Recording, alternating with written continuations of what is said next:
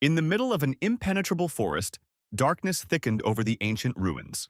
The silence of this place was broken only by confident steps on the massive steps and the clicking of claws on the stone slabs. At the entrance to the ruins, two people met, a red-eyed, ferocious monster and a dark-haired young man. The beast attacked first, tearing the air with a deafening roar and a wave of magical power. In turn, the young man created a magic circle and cast a spell of permafrost. A feeling of something unreal and oppressive covered the entire space in front of him.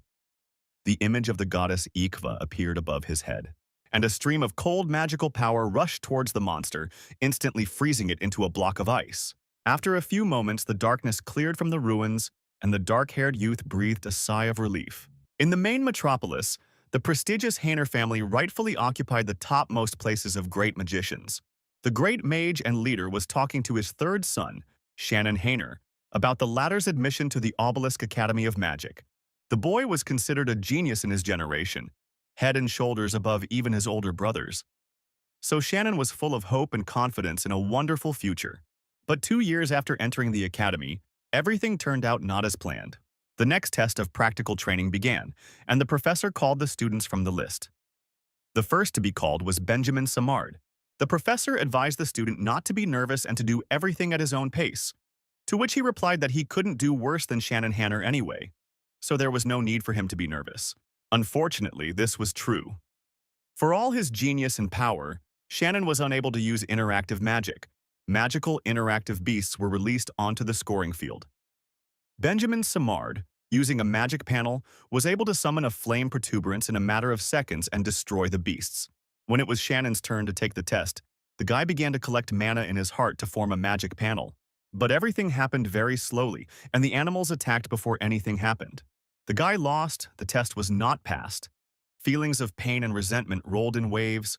The day it became clear that Shannon was not compatible with modern interactive magic, his father stopped believing in him, and even sent him pills that would destroy the magic circle in his heart.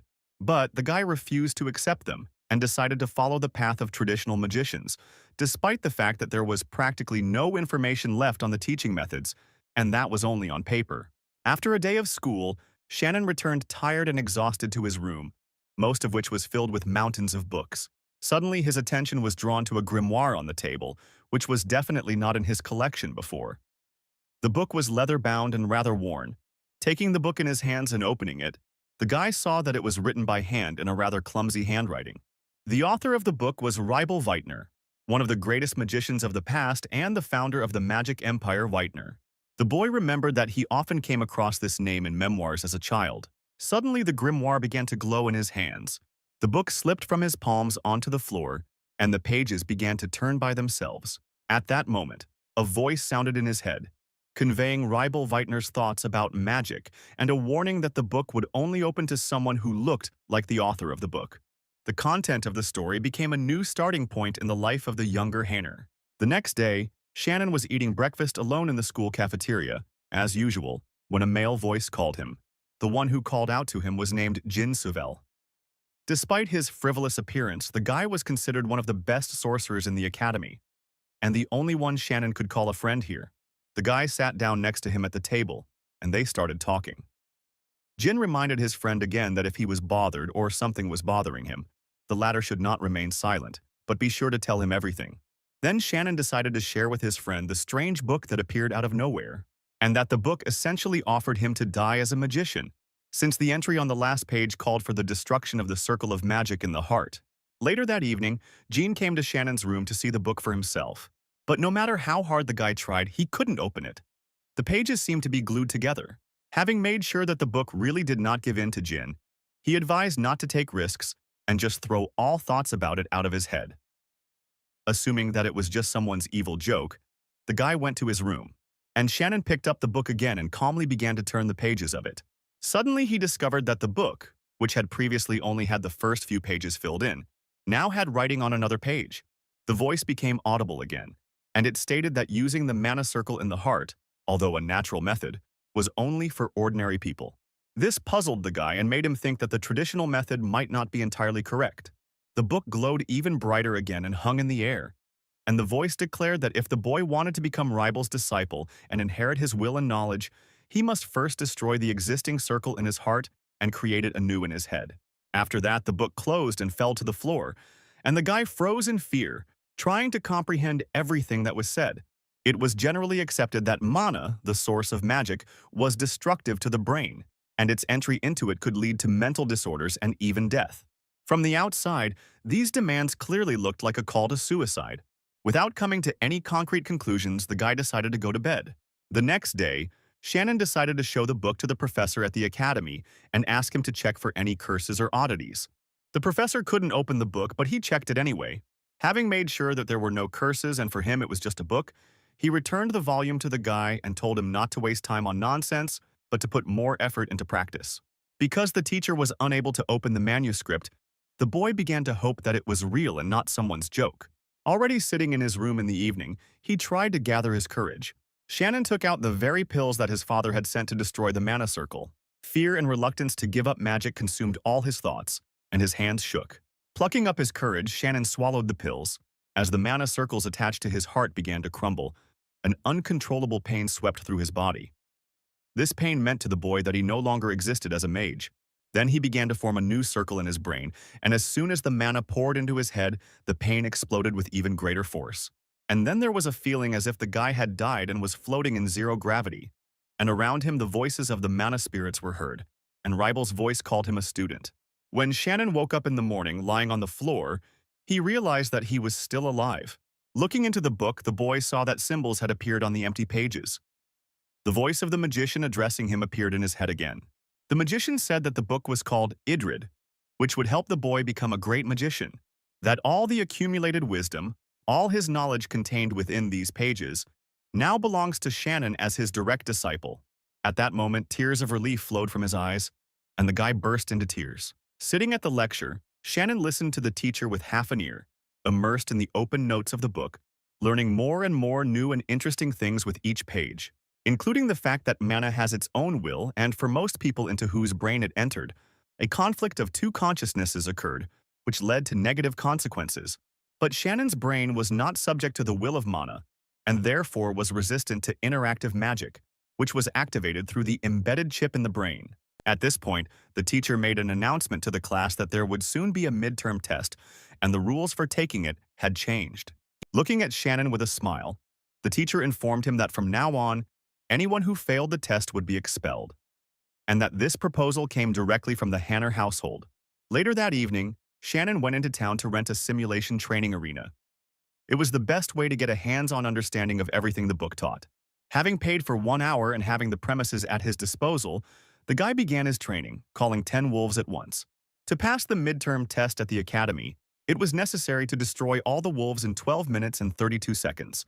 To begin with, Shannon decided to master his new mana circle, which was called the Circle of Infinity, and attacked the wolves with the element of water. Compared to the circle in the heart of others, the circle in the brain caused mana to circulate throughout the entire body, causing the result to be more powerful. Thanks to the Infinity Circle, Shannon was able to release incredible power that had been dormant within him until now. Such power seemed amazing and incomprehensible. But what was most awe-inspiring was the realization that this was only the first circle of Weitner's magic. And the greater and higher the level of knowledge of magic, the stronger Shannon could become. After an hour, the young man finished training and returned to the academy. Earlier, the receptionist recognized the third son of the Hanner family and became curious about what result he had been able to show in training. The result amazed him because it was 6 minutes and 37 seconds, essentially the level of international competitions. It was so surprising to see this, especially given Shannon's reputation, that the worker even began to doubt the serviceability of the room's equipment. The Circle of Infinity was not easy for Shannon to grasp at once. What was given in the book was very different from the basics that the guy had previously studied, and the descriptions were rather vague and intuitive. According to the teachings of magic, there is a certain wall of enlightenment, and every magician encounters it at least once, realizing the limit of his mana. To increase his limit, a mage must focus on pumping mana throughout his entire body. This is what Shannon decided to do first, without even noticing how more than 10 hours had flown by. In the morning, on the way to class, the boy met Jin. Shannon was so focused on his thoughts about the circulation of mana that he seemed absent-minded and unfocused, which worried his friend. At an early age, Shen had 2 circles of mana in his heart and was recognized as a genius. But now the boy only had one circle. And this made the guy worry, not knowing how he could move forward to become perfect. But then the words my father had once said long ago came to mind, about how such a concept as an ideal is nothing more than a fetter on development, that it is just an illusion created by the arrogance of humanity. The ideal is a lie. And then, as if by a click, everything fell into place. It became clear that the key to Ribel's teaching was the freedom of the imagination, allowing one to embody spells without any formulas. Interactive magic had a high casting speed, but the spells were formulaic, while the method Shannon was taught was wild and broad, like thought itself, allowing magic to change shape. Although the magic itself consumed stamina in huge quantities, the ability to use this magic brought the guy into indescribable delight. After all, if he had managed to overcome this very wall, he could have reached the greatest heights. While Shion was sitting in one of the free classrooms during recess, a professor found him and told him that he had a guest. The guy was surprised, but when he heard that his father was the guest, he realized that it was expected and even guessed why he wanted to see him. The father was waiting for the boy in the reception room, and after the professor brought him in, they were left alone. The conversation immediately turned to Shannon's studies at the academy, and the boy's father expressed his displeasure with this and the fact that he never took his pills. In response, Shannon stated that he was finally starting to get something right, and he would never give up magic. The father did not like what he considered his son's illusions, and the fact that he continued to waste his time on empty things, although he could have already achieved something great in another field. But the guy stubbornly declared that he intended to become the greatest magician of the generation, no matter what, and lead the House of Magic. The argument dragged on, and Shannon challenged his father to a bet. If the boy can enter the top 10 best students of the academy in the midterm assessment, then his father will have to support his desire to become a magician by any means necessary. If Shannon can't, then the guy will leave the academy and devote himself to theory, as his father wanted. His father sighed, not believing his son's statement, but agreed to the bet. It seemed that, although he did not admit it out loud, he hoped in his heart that these were not just empty words. A few days later, the final form of the exam was announced. The test will be held in a one-on-one combat format. In other words, it will be a fight between students. They will also be observed by people from the Tower of Magicians. This statement made some students very happy, especially Benjamin Simard, because he had long wanted to personally humiliate Shannon, not only with words but also physically. The information about the exam format excited all the students, especially the news that observers from the Magic Tower would come. Everyone knew that the Magic Tower was an international organization of magicians, created by the 12 strongest of them. All the magicians in the world dreamed of joining this organization. While Shannon was pondering all this commotion and its implications, Benjamin Simard called out to him. From the very first meeting, they could not get along, and when it became known that Shannon was not capable of using interactive magic, Benjamin tried to humiliate the latter at any opportunity. And this time he declared that he would be Shannon's first opponent and that he would definitely win, because he wants to take revenge on the guy for losing 5 years ago. Their rivalry began 5 years ago at a tournament for young talents. In the final, Benjamin completely lost to Shannon on all counts. Then they began to call him a loser. And it was for this reason that he was so happy about Shannon's inability to use magic, despite all his talent. However, Benjamin never got the reaction he wanted. On the contrary, the guy sarcastically asked why he should be afraid of someone like him. This statement made Benjamin very angry, because he was used to the fact that he could not refute his words, and he tried to put the latter in his place. In response, Shannon, without fear, reminded him of his loss at the competition of young talents. He also promised that he would definitely repeat that incident with the same outcome. Sometime later, Shannon Hayner discovered articles on the internet with his name in the title. The guy guessed that Benjamin's family most likely had a hand in their appearance, but he was quite pleased with this fact.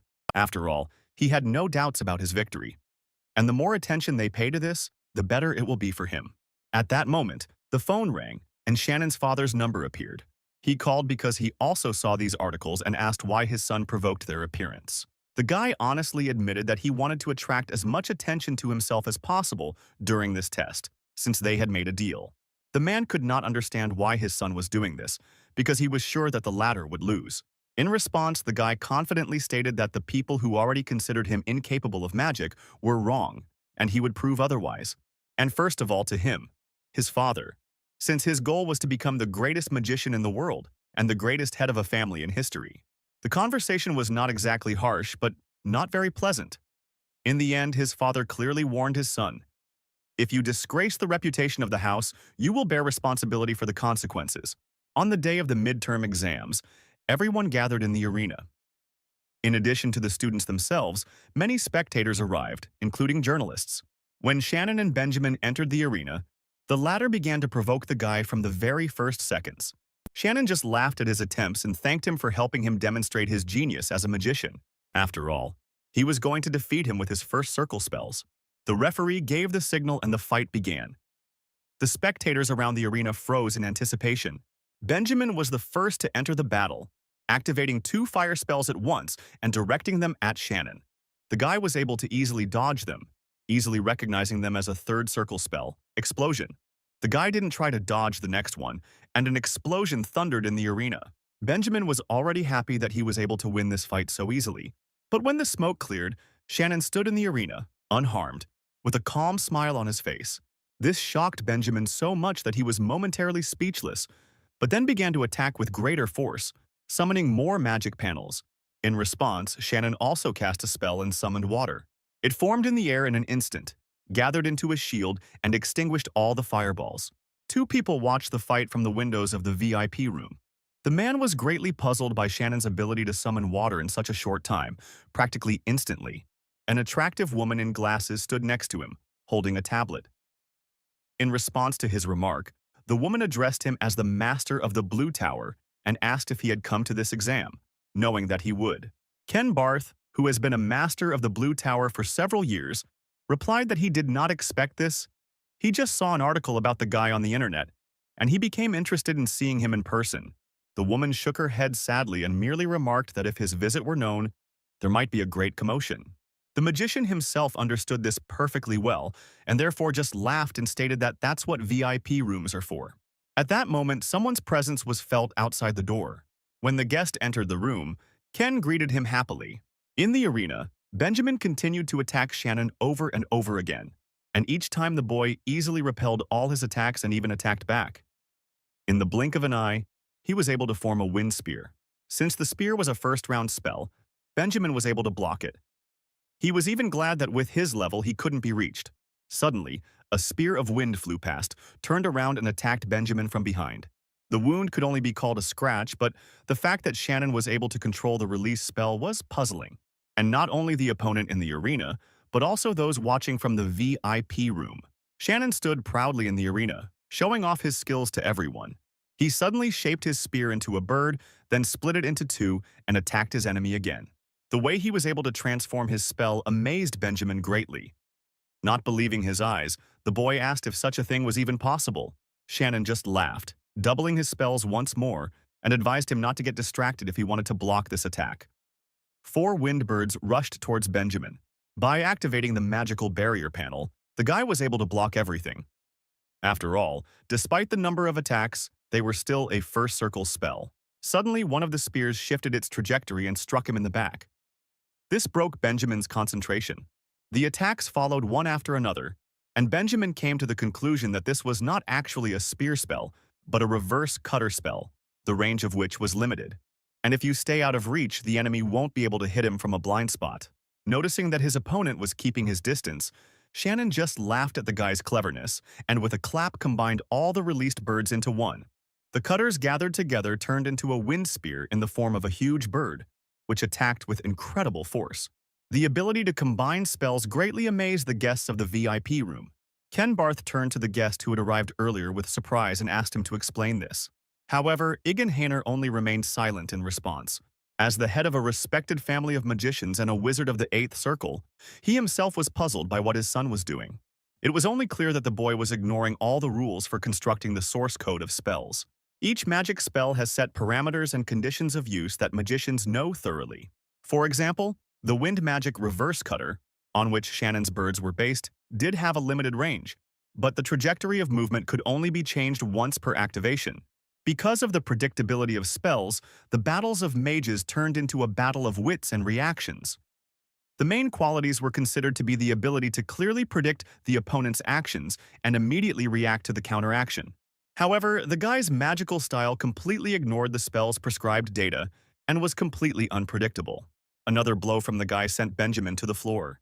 Chuckling, Shannon activated water magic in the form of a water ball in front of the boy.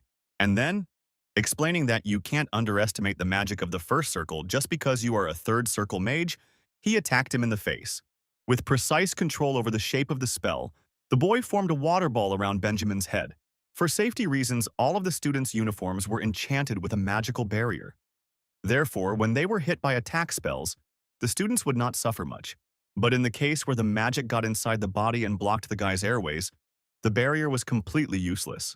Benjamin lost consciousness from lack of oxygen, and silence fell over the arena for a while. Then, the instructor monitoring the fight announced the end of the match and the victory of Shannon Hayner. As Shannon left the arena, he remembered that old feeling of winning competitions as a child. His victory, his magic also deeply interested the head of the Blue Tower of Magicians.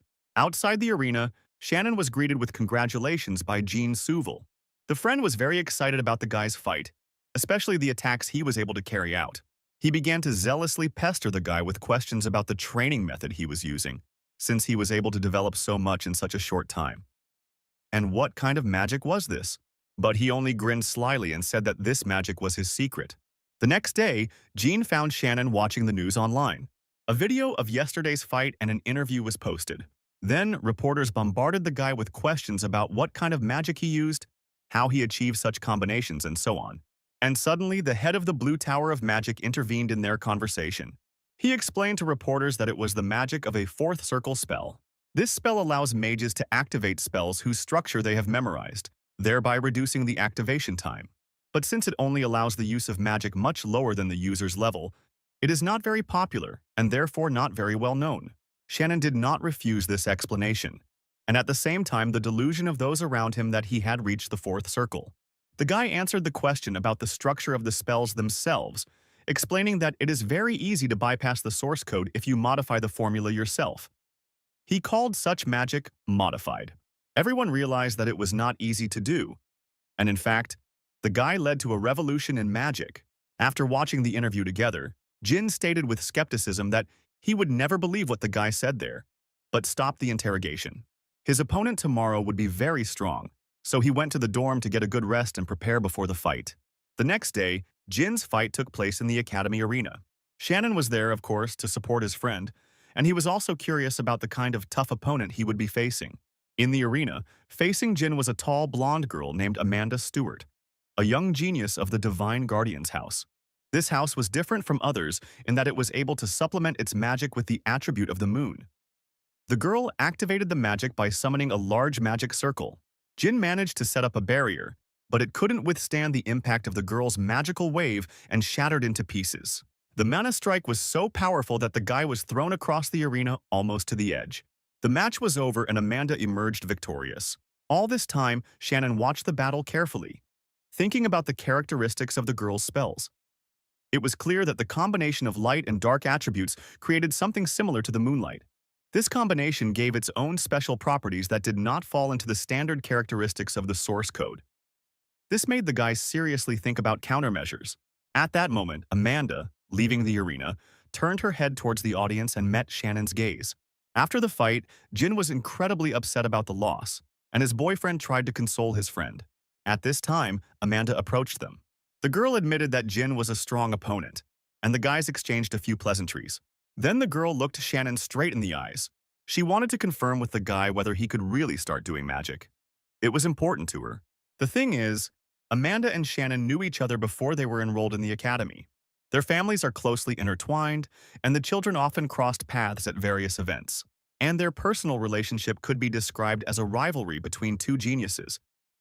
The girl even refused to go abroad to study, just to get into the obelisk and crush Shannon.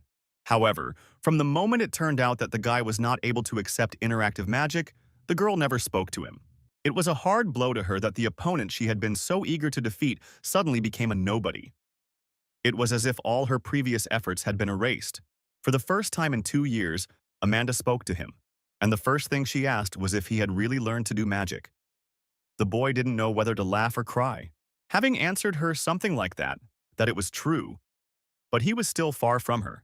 Shannon, to his surprise, received the answer that in battle she would definitely find out. And after that, Amanda walked away. The guy looked at her in surprise, not quite understanding her words. Then Jean, like a true friend, explained that Amanda would be Shannon's opponent in his next fight. And this news really stunned the guy. When the day of the fight arrived, Amanda waited in the academy arena for the fight to begin. For some reason, Shannon was still missing. The spectators were discussing that the opponent had gotten scared and refused to fight, and the judge was about to award the girl a technical victory. But then Shannon burst into the arena, disheveled and out of breath, apologizing for being late. The referee got angry, but allowed the fight to begin, although he didn't give the guy a chance to catch his breath, ordering him to take up positions. While warming up before the fight, the girl asked him why he was late for their duel, to which the guy replied with a broad smile that one cannot go into a fight with such a strong opponent as Amanda without preparation. So he prepared until the last moment. The match began and Amanda was the first to activate her fire attribute spell, Flame Revolver. 3 powerful fire bolts, accompanied by a deafening roar, headed towards Shannon at high speed.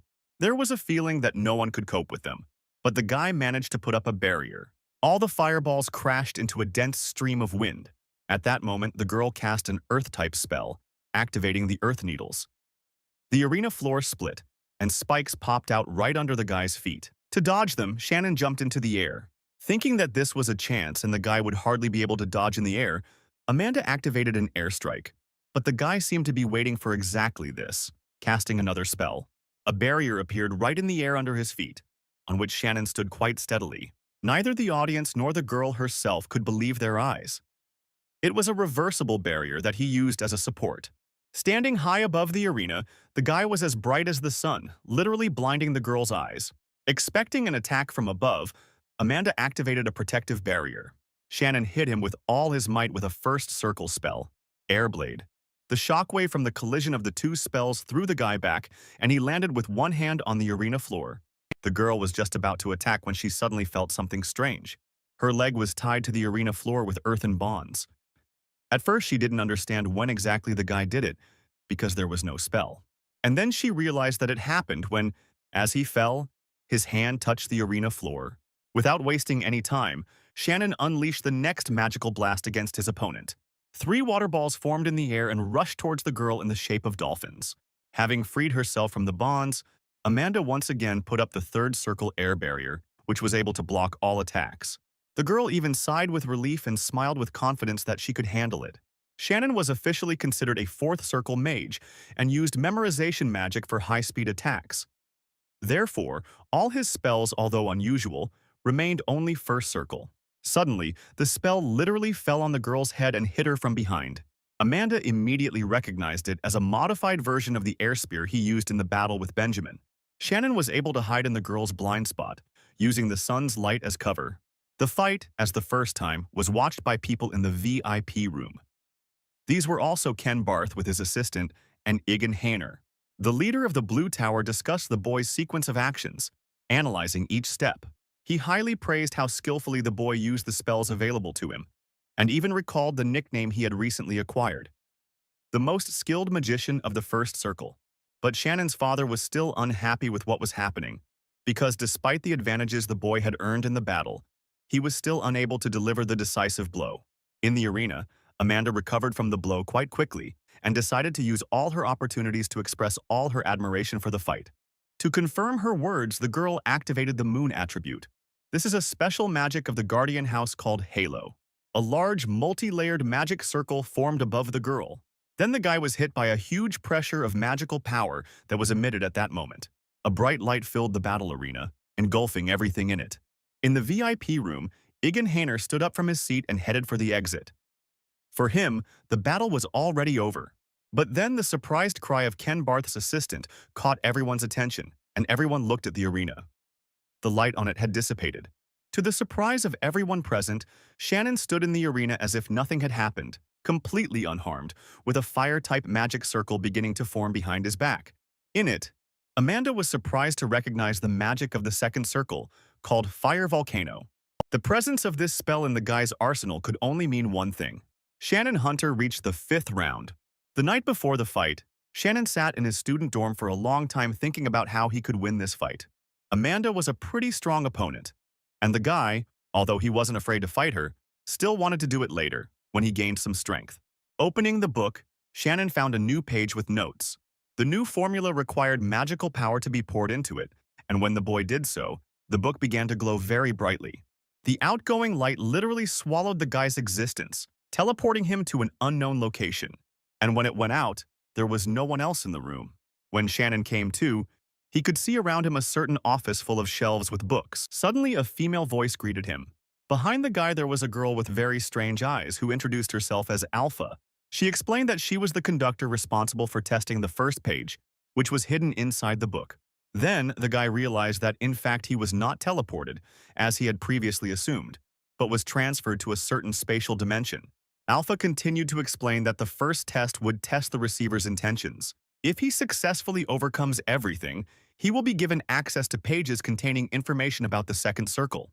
Without thinking, the guy agreed to undergo the tests immediately, because it could help him in the upcoming battle. And then the conductor activated the start of the test. Alpha began to turn into particles of light. Initially, it was clear that the creature in front of him was not a human, but a magical entity. But it was surprising. When the girl completely disappeared, Rebel's voice was heard and a floating stone appeared. The voice explained that the stone in front of Shannon was an elemental gem, and it contained an indefinite amount of natural elements that moved randomly.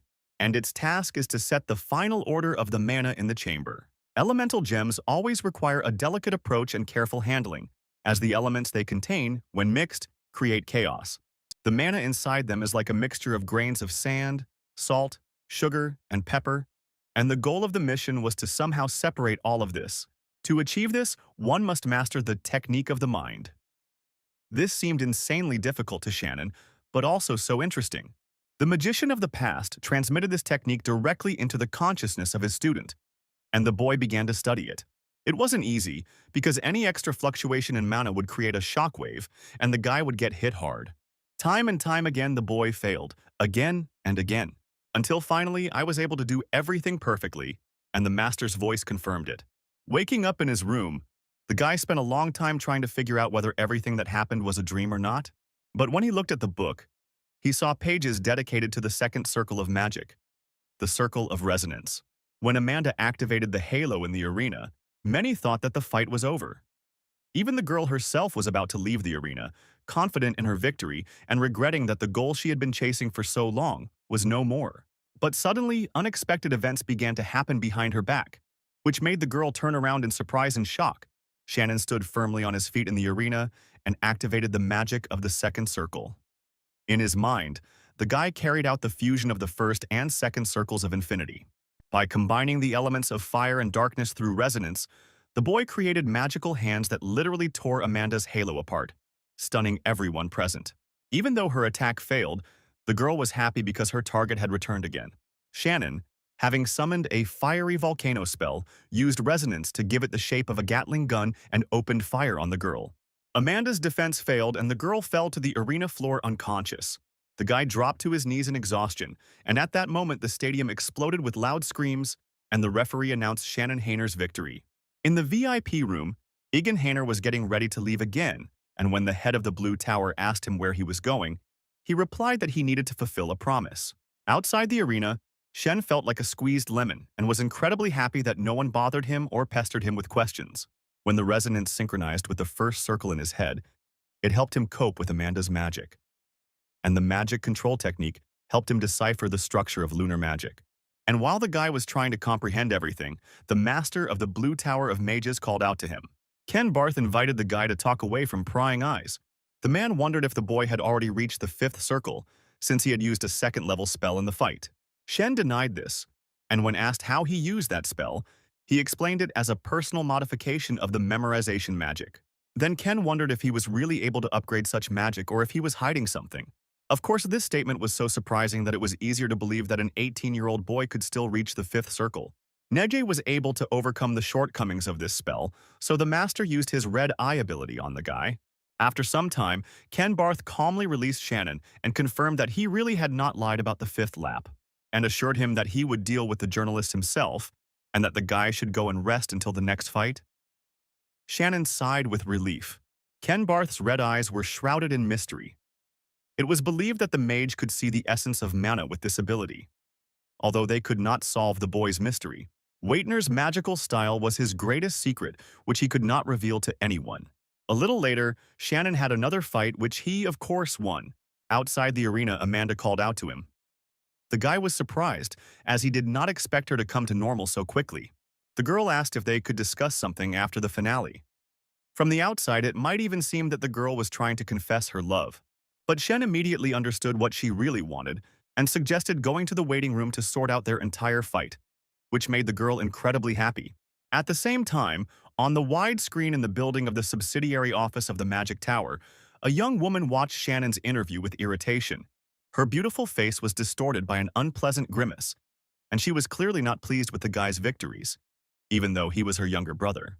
The girl's name was Sarah Hayner, the eldest daughter of the Hayner house, and she angrily asked the young man what she should do in this situation. The interviewee's name was Justin Hayner, and he was also Shannon and Sarah's older brother. Sarah was worried about what would happen to her if the boy was brought back to the house. The girl was not as gifted as Shannon, and therefore she was treated worse than him, which hurt her pride as the eldest daughter. Justin just laughed at the girl's worries. He hugged his sister and began to explain to her that there was no point in worrying now. After all, despite the achievements he had made, he was still incapable of interactive magic. And even if he had come up with a few tricks, he was still only a second rounder. Well, if he does become a threat to their position as heirs, then they will deal with him. After Shannon's last fight and another victory, Jean Suval caught him to congratulate him on his victory. The class teacher also came up to congratulate the boy. Everyone wanted to go and celebrate, but Shannon refused, citing that he already had a very important meeting for him. Upon leaving the academy, the boy was met by a driver with an expensive car to take him to the mansion for the meeting. After a long time, the guy stepped onto the threshold of the family home. When it became known that the boy was incompatible with interactive magic, Shannon, against his father's wishes, entered the academy and was forbidden to return home. Now he was here again to meet with the head of the house. He was waiting for him to talk in his office. Upon entering the office, Shannon was invited to sit in the chair opposite her father. Egan Hayner was the first to start the conversation, listing all of his son's shortcomings in magic and expressing his displeasure at his disobedience. He once again voiced what exactly he expected from him, since he was not destined to become a magician with such talent. He was disappointed, but still appreciated the achievements his son had made despite everything, and therefore he admits that his son's valor in battle was worthy of the title of a true wizard. Consequently, he lost the bet. From this point on, Shannon is once again recognized as one of the family's heirs and is allowed to enjoy all rights. But there was one condition. If the boy rolled down again or got stuck in one place, then Egan himself would personally destroy his son's magic circle. The guy had no choice but to accept this condition. After all the moralizing, the head asked his son about his future plans and goals. After all, in order to lead the family, Shannon needs to get around all of his brothers and sisters. To which the guy replied that he was going to make sure that everyone recognized him. And to do this, he was going to win the World Magic Olympiad in 2 months. The Magic Olympiad was held once a year, and only wizards under the age of 20 could participate.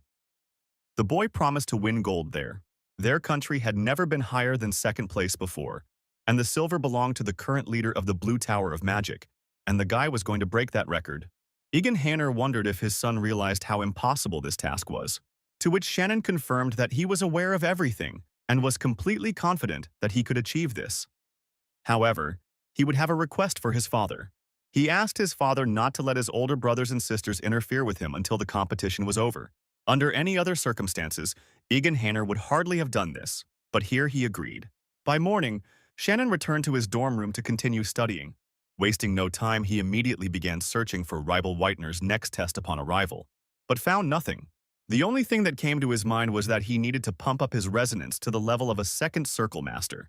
And to do this, he was going to spend all his free time pouring magic into the resonance circle, forcing it to move in a cycle. As a result, he began to get 2 loops connected to each other but not merging. Having come up with nothing, the guy decided to take a walk and clear his head. Having reached the embankment, he walked calmly along the river. Suddenly, he heard a shout and something flew straight into his face. Everything went dark in the guy's eyes, and a plastic bag with a rather heavy container appeared on his face. When the boy came to after the blow, Amanda appeared before him. It turned out that the girl had gone shopping at a nearby store and had bought a full carton of banana milk. She felt very ashamed in front of Shannon for the fact that he suffered because of her childish behavior and playing with the bag. The guy assured the girl that he was not at all offended, and they decided to walk together. The conversation turned to yesterday's trip home, and the fact that the guy still dreams of becoming the head of the house. This is exactly what he dreamed about as a child. In response, the guy assured Amanda that his dream was now not only to lead his house, but also to stand at the head of a magic tower. That evening, at the Hanner family home, Sarah discussed with Justin what their father had told them. Earlier, he had called the older children into his office and given them orders that they were not to even think about touching Shannon for the next few months. Justin was bothered not so much by his father's order, but by the reason that he had not really told the children. He was not very concerned about his middle brother and sister, as they had little interest in the struggle for the leadership of the family. But with Shannon, things were different. He had previously clearly voiced his desires, and now he was accepted back into the house, and even with protection for 2 months. This thought was constantly spinning in his head. After discussing all the possible reasons for such an order, the brother and sister came to the conclusion that the younger one had made some kind of deal with their father. It also became clear that due to the order, they both would have to recall all the spies if they did not want them to die at the hands of the Shadows. The Shadows were a squad of elite spies who worked directly for the head of the family. Justin didn't like the idea of giving Shannon time to fulfill his deal with his father, so he decided to turn to the Black Magic Tower for help. After passing the midterm assessment, Shannon was congratulated in class for winning first place. When presenting the certificate, the class teacher suggested that the boy maintain the same level of academic performance in order to get into the International Olympiad. Shannon confirmed that this was exactly what he intended to do and sat down in his seat. Naturally, not everyone in the class liked this, and some continued to gossip about the guy, claiming that he would slide down the ladder in the next exams.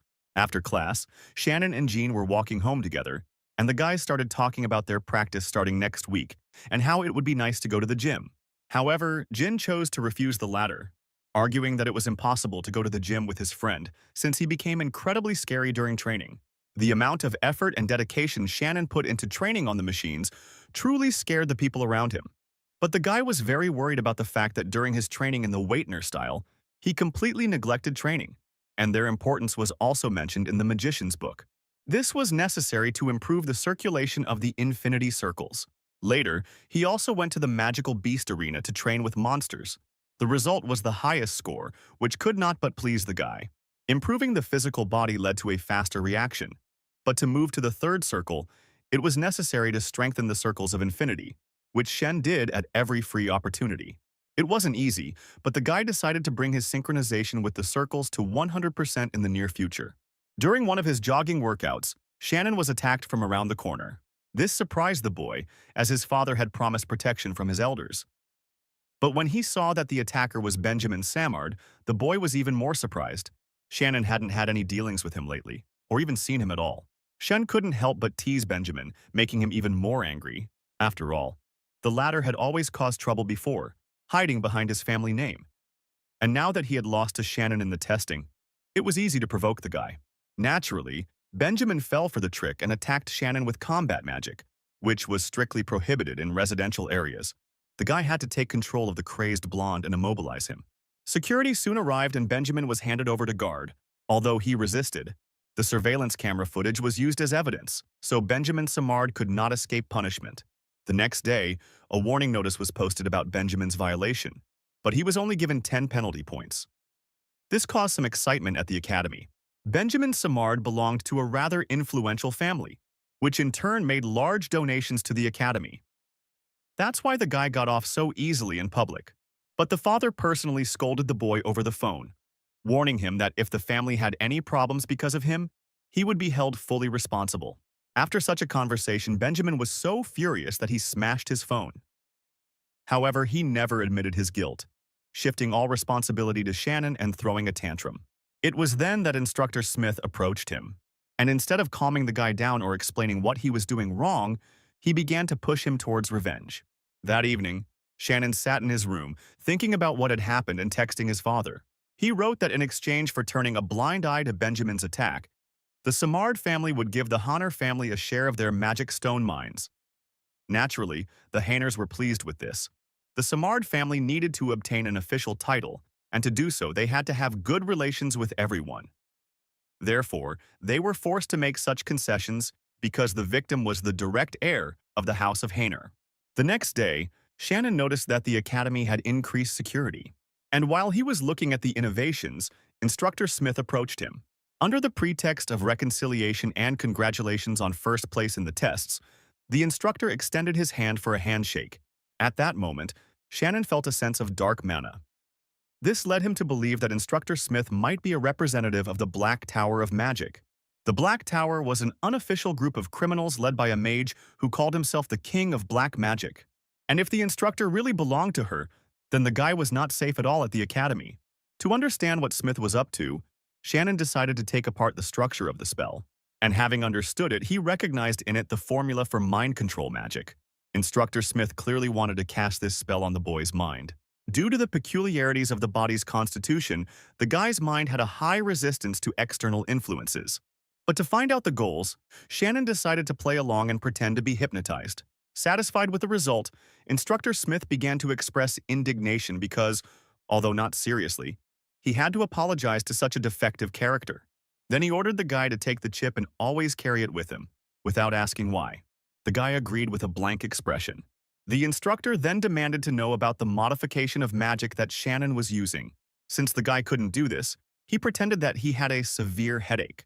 Instructor Smith decided that this was a subconscious defense, since the information was very important to the guy, and canceled the order. The principle of mind control magic was to penetrate the enemy's brain with targeted control. Only the Black Tower could use such a spell. High-level magicians were even capable of destroying a person's brain, and therefore such a spell was considered forbidden.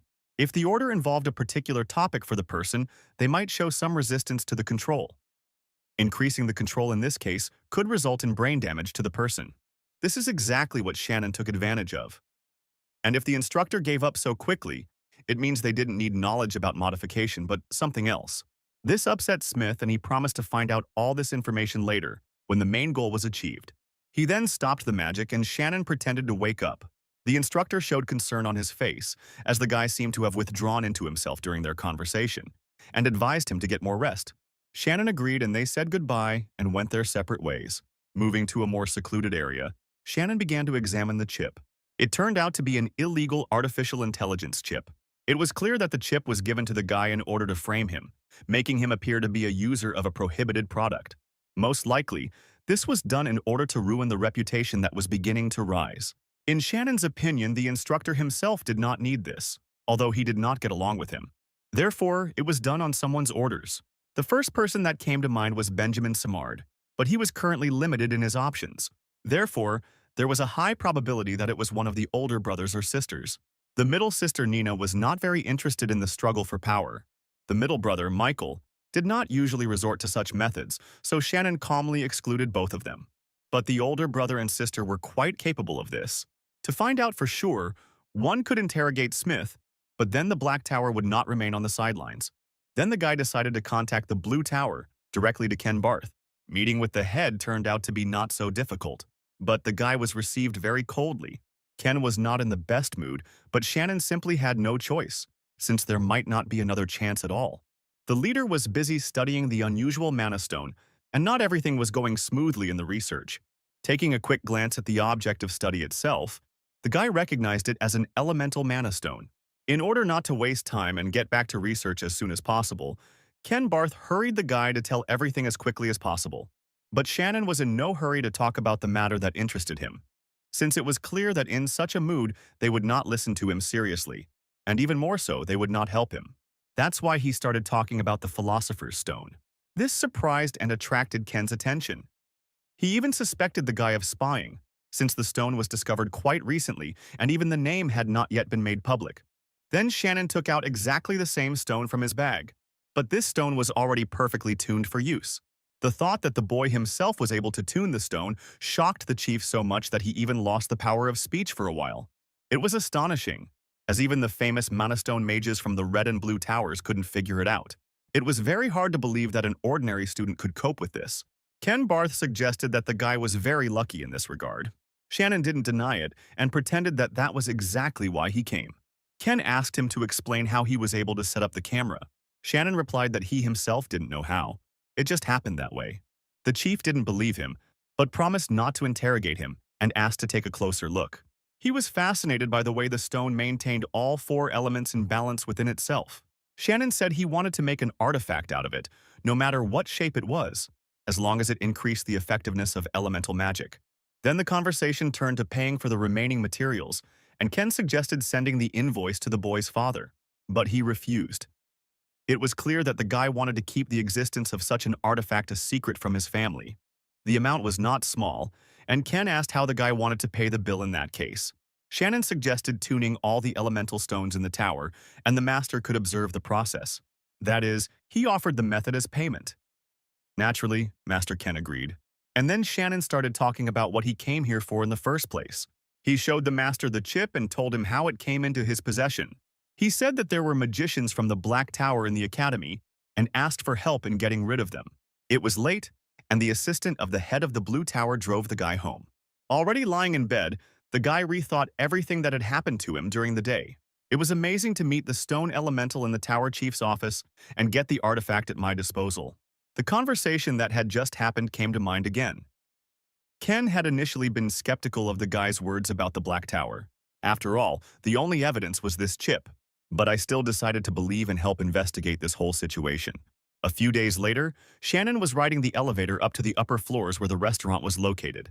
At the same time, he had a telephone conversation with a man from the Blue Tower. After clarifying a few points, the young man hung up and left the elevator. Entering the private room, Shannon greeted those who had already arrived. All his older brothers and sisters were gathered at the table. Nina Hayner was the first to greet him. The girl was really happy to see her brother a year later. Then he was greeted by Mikhail Connor. As always, the middle brother was terribly honest and straightforward. Shannon was the last to greet her older brother and sister. Justin managed to put a happy smile on his face and say a few empty compliments. Sarah greeted her younger brother with a not very happy face. Everyone sat down at the dinner table and began to eat. Justin wondered why the youngest had suggested that they all meet and have lunch together. In response, the guy just shook his head and said that he simply missed everyone. And at the same time, he made the assumption that the elders would have gathered them together anyway for one reason or another. Sarah was not a patient person by nature and exploded almost immediately, deciding that the younger one did not respect her at all. So she demanded an answer as to whether he was going to resume his competition with the others for the right to be the head of the family. To which Shannon only chuckled and said that it was a stupid question because his sister wouldn't believe a negative answer anyway, which meant there was no point in answering. The young woman became even more furious, but Justin was able to calm her down with a few words. Then, as if by chance, he inquired about the modification of magic that his younger brother used, and asked him to share his knowledge with his family. Of course, it would be right to tell his family everything, but this request was a test to see if the guy would participate in the race for supremacy or not. Only Shannon was fully prepared for such a turn of events and prepared himself. Making sad eyes and squeezing out a tear, the guy pretended to be very unhappy, explaining that, as a person incompatible with interactive magic, this secret was the only thing he could count on. Oddly enough, Nina was taken in by his tears and supported his idea of not telling his secret to others. Mikhail then supported him, so the rest could only accept it. The rest of the dinner proceeded in a fairly peaceful atmosphere with casual conversations and laughter, as is expected at a family dinner. At some point, everyone received an urgent notification on their phones at once, surprising everyone. Almost everyone's reaction to it was equally outraged, with the exception of Justin, whose face was distorted with obvious disappointment. The report stated that Academy instructor Latimer Smith had been arrested on suspicion of being a member of the Black Tower, having been caught attempting to sabotage equipment used to conduct a survival test for Academy students. It was only for a moment, but Shannon noticed. After lunch, the boy went home and on the way, contacted Ken Barth on the phone. Tom wondered how the guy knew that Smith would try to sabotage the equipment today. To which the guy replied that if you put together the information about the presence of a person from the Black Tower, the time of the test, and the desire to ruin Shannon's reputation, then sabotaging the test was simply begging to be done. And the easiest way to damage the equipment would be immediately after checking its integrity. It was easy to predict that Smith would go do it today. And it was for this reason that Jean Su, the chief's assistant, was able to catch him at the crime scene. Anticipating all this, the guy asked the head of the Blue Tower to keep an eye on the equipment room in advance, and he himself went to have lunch with his family. Smith was eventually arrested. It also became clear that it was Justin who maintained contact with the mage from the Black Tower. Although the evidence for the latter was only circumstantial, the guy was quite satisfied with that. After saying goodbye to Shannon, Ken promised to pay him back somehow for today, as this incident had greatly raised the reputation of the Blue Tower. And when the guy hung up, there was a powerful explosion behind him. Sean was thrown into the air by the shockwave and thrown to the side. A silhouette emerged from the smoke, and a strangely familiar male voice was heard calling his name. When the smoke cleared, Shannon recognized Benjamin Samard. His condition and behavior puzzled and worried the boy. The mage immediately activated a series of fire spells as soon as he saw Shannon's face. The guy had to immediately enter resonance and activate the water shield. The attacks were stronger than usual, and the teenager tried to connect several shields together. The resulting static water shield eventually failed, and the fire spells exploded next to the guy. Shannon was thrown to the side and hit his back hard. Even his hand was burned. Benjamin burst into abnormal laughter and began to scold his opponent. He looked abnormal. Bloodshot eyes, reddened skin, drooling. It all resembled a reaction to a banned drug called Berserker. When it was used, the magic circles were forcibly accelerated, but the blood vessels began to burst, turning the skin and mucous membranes red. The scariest thing about this drug was that a person would fight until he died. Benjamin attacked, activating a spell that Shannon recognized as Flame Infection. The spell was activated from such a close distance that it was simply impossible not to get hurt. The explosion occurred at a short distance and Shannon fell to the ground in front of Benjamin. The latter was very surprised that the guy was still alive. The fact that the guy managed to block his attacks time and time again really pissed Benjamin off. He just didn't understand how this could happen. Shannon somehow managed to get to his feet and analyze the guy's actions. Some things didn't add up according to all the calculations. The magic power that Benjamin attacked with was too great for a berserker alone to have such an effect. Which means there was something else. Shannon decided to test his guesses and activated the wind spear. The bird spells flew towards the opponent, just like in a passing test. This time Benjamin was able to dodge them, but for some reason he did not recognize the magic itself. Taking advantage of the fact that the guy was distracted by the spells, Shannon jumped up to Benjamin and delivered an airstrike from below upwards into the guy's face. He didn't dodge and Shannon hit it. Having let them get so close, Benjamin activated the fire attribute spell, Fire Shot. This spell was very powerful at close range with a range of about 7 meters. But what was attacking him now was an order of magnitude more powerful. Shannon caught his breath and wondered how much one had to hate someone to not only use illegal drugs, but also implant an illegal chip into themselves. Benjamin, however, did not admit that he used anything like that, claiming that he could win without it. Shannon realized that the guy also had problems with his memory and needed serious help. He only became even more angry and began to activate one spell after another. Thinking out loud, Shannon lamented that the illegal chip increased all of the user's parameters too much and was difficult to control. Ironically, what Shannon had recently been looking for was precisely related to amplification. And as he watched the forbidden chip and potion alter the structure of his magic spells, he had a revelation. The answer was resonance. The chips allowed the use of magic one level higher than the original, and Shannon realized that he could enhance his magic in the same way by combining the currents of magic circles to speed it up. The problem was the consequences of the resulting load. The time it took for a second-round master to use such acceleration was only 3 minutes. After that, the circle stopped for 12 hours. The price could have big consequences. For this reason, Shannon had a full 3 minutes at his disposal. By activating the earth needles, the boy was able to reach Benjamin from a distance, piercing his leg. The needles represented third circle magic, and their appearance greatly surprised Benjamin. The injuries didn't slow him down for long, and another fire-type spell flew towards Shannon. Shannon blocked it with a water shield. Only this time, the water spell was able to deactivate the fire. Benjamin's magic was no longer a threat to him. This finally enraged the latter, and he rushed at the guy head-on, thereby falling into the activated magic of the dark attribute, Dark Blindness, which completely blinded him. Next came spells such as Earthbind and Airbind, which tangled the boy tightly, immobilizing him. Benjamin tried to break out of this confinement, but nothing worked. Shannon came up behind him and, before the boy could even process anything, fired a single, short, directed pulse of mana into the chip, overloading it. The chip overload caused the body to overload, which in turn led to severe pain, and this knocked him unconscious. When it was all over, Shannon dialed his father's number and called him. The man answered the phone and asked why he had called him, especially so late. Shen just waved it off, saying he would never believe he didn't know what had happened. It was all too quiet for a battle to have taken place, and the absence of passers-by indicated that the situation was unnatural. He also noticed an observer who did not interfere in anything. Only his father could have done something like that to prevent the consequences of the fight. Moreover, due to the agreement between them, the older siblings could not interfere or be nearby. Egan Honor laughed when he heard his son's arguments and admitted that it was his observer who was there, and that it was he who assigned a shadow named Sorrel to the guy. At this time, other shadows appeared to deal with the aftermath. Egan Hainer repeated his question again, and the guy replied that he was just calling to brag about his third round.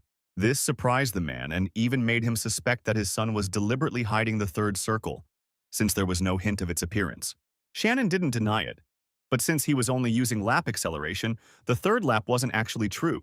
The boy understood perfectly well that even if he actually had 3 circles, he would not be able to cope with his older brother and sister. And so he reminded them of the agreement and asked them not to tell them about what had happened. They would not like the achievements of the younger one. The man promised to sort everything out and send a car for the guy. After hanging up the phone, Egan Hainer burst into a satisfied laugh, and Shannon greeted the shadow as if it were an old friend. Taking off his mask, Sorrel greeted him back in the same manner. Shadow was bothered by the burn on the boy's face and he used healing magic, but it only provided minimal help. Thanking them for their help, Shannon headed to the car, leaving everything else in the shadows. Sorrel returned the mask to its place and began his task. Justin Hainer was in a bad mood when he entered his apartment. An uninvited guest was waiting for him in the living room. He greeted Justin and introduced himself as a mage from the Black Tower. The guest complained with a grin that the man's order had gone wrong due to the Blue Tower's interference. Justin was angered by the laughter. After all, his order had failed. The magician spread his hands in a conciliatory manner and said that it was his personal habit to laugh at everything, and that since the order had failed, the tower would return the money with a guarantee that the client was safe. There is no need to worry about any information leaking, because Smith will be gone by morning. Justin didn't really care about the instructor's life. He was more concerned about the potion and the chips, and how to make sure that information about them couldn't be calculated. And then the magician assured again that there was no need to worry. Benjamin Simard could do or say nothing more, since he was little different from a corpse after what had happened. The man told Justin about the altercation between Benjamin and Shannon, which is why the former is now incapacitated. Then Justin demanded information about his brother. The magician explained that nothing had really happened to the younger Hainer. He had just gotten a little scratched. Justin couldn't believe it because Benjamin was under the influence of both the potion and the chip at the same time. Then, the magician also told about the presence of a shadow observer with the guy, who did not allow anyone to find out about the skirmish. Justin realized that the shadows were aware of all the events that had taken place, and asked the magician if he knew since when a shadow had been assigned to his younger brother. He said that he noticed the shadow only recently, so he couldn't say for sure. Justin was puzzled that his brother was guarded by Sorrel, who was essentially the leader of the shadows. The presence of shadows meant a huge increase in difficulty, and you had to be extremely careful, which meant that you wouldn't be able to get the guy for a while. As for the chip that Shannon received from Smith, it had a self-destruct program installed, so there is nothing to worry about there either. Having sorted out all the questions, the magician left. Justin thought about the need to urgently get rid of all the evidence in order to avoid the suspicions of the head of the shadows, Sorrel. Sometime later, Shannon was studying in his dorm room. In the morning, he was informed that Instructor Smith had died of a heart attack. The guy guessed that such an outcome was also possible.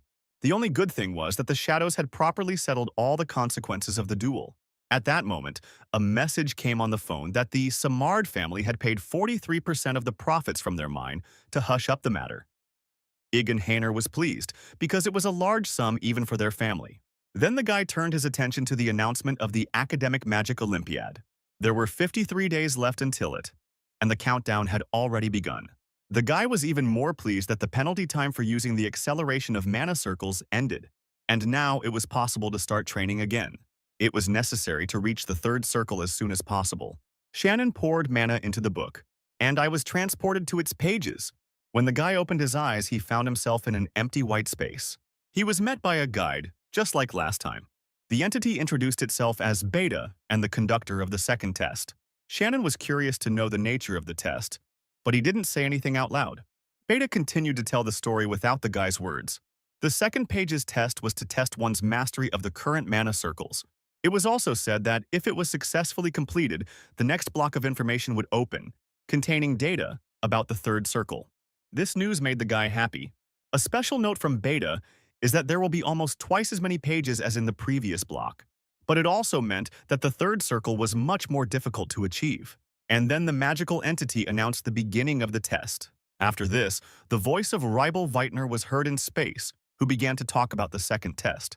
100 magic circles will appear in front of the guy one by one, and he will need to activate them all. To do this, you will need to synchronize each one with their own resonance circle, after which everything will happen automatically. When the guy started testing, it turned out that each magic circle was being updated every 3 seconds. If you don't manage to synchronize within this time frame, you'll have to start all over again. At first, although the guy was surprised, he decided that if he constantly checked all the actions, he would be able to remember the sequence. But then, the master's voice announced that the sequence of circles would also change to prevent simple memorization. Sighing sadly, the guy took on the tests. When was Shannon able to come back? He felt like he had run a marathon. It took him 8 hours straight to complete the test, but the best he could manage was 10 laps in a row. But he didn't want to give up because of this. The guy wondered if there was some kind of pattern to this. While studying the information on the pages of Idrid, Shannon read that there were other books by the great magician and they could also be found. These books were also meant to help in the development of the student. The news that Idris was not the only book by Ribel Weitner greatly surprised the guy. This meant that, although he knew nothing about other books, it was still worth looking for information about them. Tired of being cooped up in his room, Shannon went for a walk outside. On the way, the guy met Amanda again, who had bought a ton of banana milk. The guy sat down to chat for a bit. Noticing small circles under the girl's eyes, the guy asked if she had slept at night. Amanda admitted that she came across an interesting book called Possibilities of Technical Implementation of Teleportation Magic. Both the book and the topic it touched on were incredibly interesting to the girl, so she insisted that Shannon read it right away. Under pressure from the girl, he had no choice but to sit down and read everything. When Shannon finished, he returned the book to Amanda. But then one moment in the conclusion caught his attention. It stated that these conclusions were made based on an analysis of information from ancient manuscripts by Ribel Weitner. This immediately made the guy reread everything again and more carefully. After a more thoughtful study, the guy came to the conclusion that although the book used a number of the theories of the great magician, the information was very superficial. Then he became interested in finding out who the author of this work was. The girl named George Sand. Shannon later looked up George Sandy and learned that he was a magical researcher about whom virtually nothing was known. Even age and gender were not indicated anywhere, and this article was his only work. Unable to find any more information, the guy decided to use a deeper source, namely the head of the Blue Tower. Shannon's phone call woke Ken Barth, who had dozed off at his desk after a night of research. And the guy's cheerful voice on the other end of the line irritated him. True, the latter's statement that he had found something that would be beneficial to both of them was able to cheer up the head of the Blue Tower of Magicians. Without being too modest, Shannon asked for help in finding one person. The next day, Shannon was practicing his magic in the Obelisk Academy training room. His friend Jean also worked on the exercise with him. And although Shannon only attacked him with first circle magic, the guy still had a hard time fighting off the windbirds flying towards him. He had to put in a lot of effort to dodge or block the homing spells, and even though he managed to react, it was all very tiring. It was clear that he would not be able to defeat his friend in a long-range fight. And so Jin continued training in hand-to-hand combat. This statement amused Shannon. After all, by practicing the Infinity Circle, he was also pumping up his physical parameters. In an instant, filling his body with his mother to strengthen his body, Jin closed the distance between them, swinging his fist. Shannon didn't even use magic, but simply dodged the fist flying at him, ducked under his arm and grabbed his friend by the collar of his shirt. Using a martial arts technique, the guy simply threw his friend over his shoulder and slammed him to the floor. It was funny to watch the guy lying on the floor with an expression on his face that said, "I'm screwed." After all that mattered in hand-to-hand combat was the physical capabilities of the body. Later in the locker room, Jin complained about the unfairness, rubbing his sore spots. He was very unhappy with his loss in the training fight. Laughing at his friend and helping him treat the abrasion, Shannon suggested that if he was unhappy with something, he should step up his training, including endurance training. Having stopped sulking, Jin asked his friend with a smile what his immediate plans were. After all, in order to qualify for the Olympics in 2 months, he would have to try hard, especially in order not to lose to the guys with higher magic circles. And in his current form, Shannon could never win the Olympics, and he himself should have known it. Besides, at the moment, the main favorites of the Olympics are the magicians of the Fifth Circle. And to defeat them having at my disposal only the magic of the second circle seemed unlikely. The friend's words made the boy think about what options he had. As one of the options, Shannon could temporarily overclock his second trigger to the third level, but it would hardly be enough. To compete on equal terms with the favorites, he needed to have at least the fourth round. And for that, he needed to find Georg Sandy. Sometime later, Shannon received news from the head of the Blue Tower's mages. Here he finally reported after a whole week that he managed to find the right person and sent a message about the location where he is currently staying. That was why Shannon now stood in front of a small bookstore that didn't even have a name, unsure of where he had come from. The most surprising thing in this whole situation was that it was the same used bookstore that the guy had gone to so often before, and which was located not far from the academy. After the guys declared it incompatible with interactive magic, he actively began to study from books, including used ones. Moreover, his precious book Idris was most likely purchased in this very store. Habits, as happened more than once, the guy entered the store and was immediately greeted by the seller, who was also the owner, recognizing the regular customer. It was already an older man, with silver hair, which he tied at the back of his head, and a beard that matched the color of his hair. The man smiled at the boy and said with a smile that he had heard rumors that the boy had learned to do magic properly, and he would congratulate him on that. Shannon thanked him in return and said that it was thanks to the books he had bought in that shop that he had been able to get so far. After exchanging a few more polite words, the man asked the young magician what had brought him here today, to which the boy asked if the shop owner happened to know a certain Georg Sandy. When the man heard the name spoken out loud, his face showed a complex set of emotions and he asked how the guy knew about it. To which Shannon explained that he had an article to read that really interested him, and he asked around. That's why he was here now, because it was really important to him and he really wanted to meet the author. After some hesitation, the man agreed to arrange a meeting, but immediately warned that Shannon would hardly get answers at this meeting. Don't explain anything further. The man led the guide deeper into the store. Walking down the corridor, the shop owner stopped at a closed door and explained to Shannon that it was behind it that George Sandy was located. Opening the door, the man let the boy inside. But what was there struck the young magician to the depths of his soul. In the middle of the room, there was a bed with a man lying on it, hooked up to an IV and a respirator. The man was unconscious. Ignoring Shannon's bewildered expression, the shop owner placed stools for them next to the bed and began to explain that George was his son. After remaining silent for a while, digesting the information he had received, the young magician asked what had happened. The man began to explain that his son had broken a taboo for all magicians, namely, he had launched a mana circle through the brain. Shannon was shocked by what he heard. Yes, it was believed that if a person directed mana into his brain, his life could end. But that was exactly what he had done. According to the shop owner, his son did this because of his scientific work. Georgie Sandy had a choice: to prove the validity of his theory and practice, or to give up halfway. And the first was only possible by launching the mother directly into the brain. In other words, the scientist was trying to join the magical style of Weitner. Looking at his son's condition now, the man was upset that he had not stopped him. He also expressed regret that the boy had not been able to discuss the issues he wanted. In response, Shannon expressed his regrets that he had touched on the subject, painfully for the shop owner, stirring up painful feelings. The man shook his head, asking him not to worry about it, since he was well aware of how strong the boy's passion for science was. After all, he personally saw more than once how he meticulously searched for magical literature among his many books every day. Already on the way out of the store, Shannon asked the shop owner to look at the literature on which his son wrote his scientific work. The man did not refuse the boy's request, since these books were gathering dust anyway, but he set two conditions. The first was that if Shannon continued his son's scientific work on teleportation magic, he had to write it as a co-author. The guy agreed to this without hesitation. The second condition was that Shannon would never try to pass the mana flow through his brain. The man did not want the young mage to repeat the fate of his son. When the boy gave his consent, the shop owner took him to the room where Georg Sandy was doing his research. It was there, among the shelves with many different books, that Shannon's attention was drawn to one unusual book spine.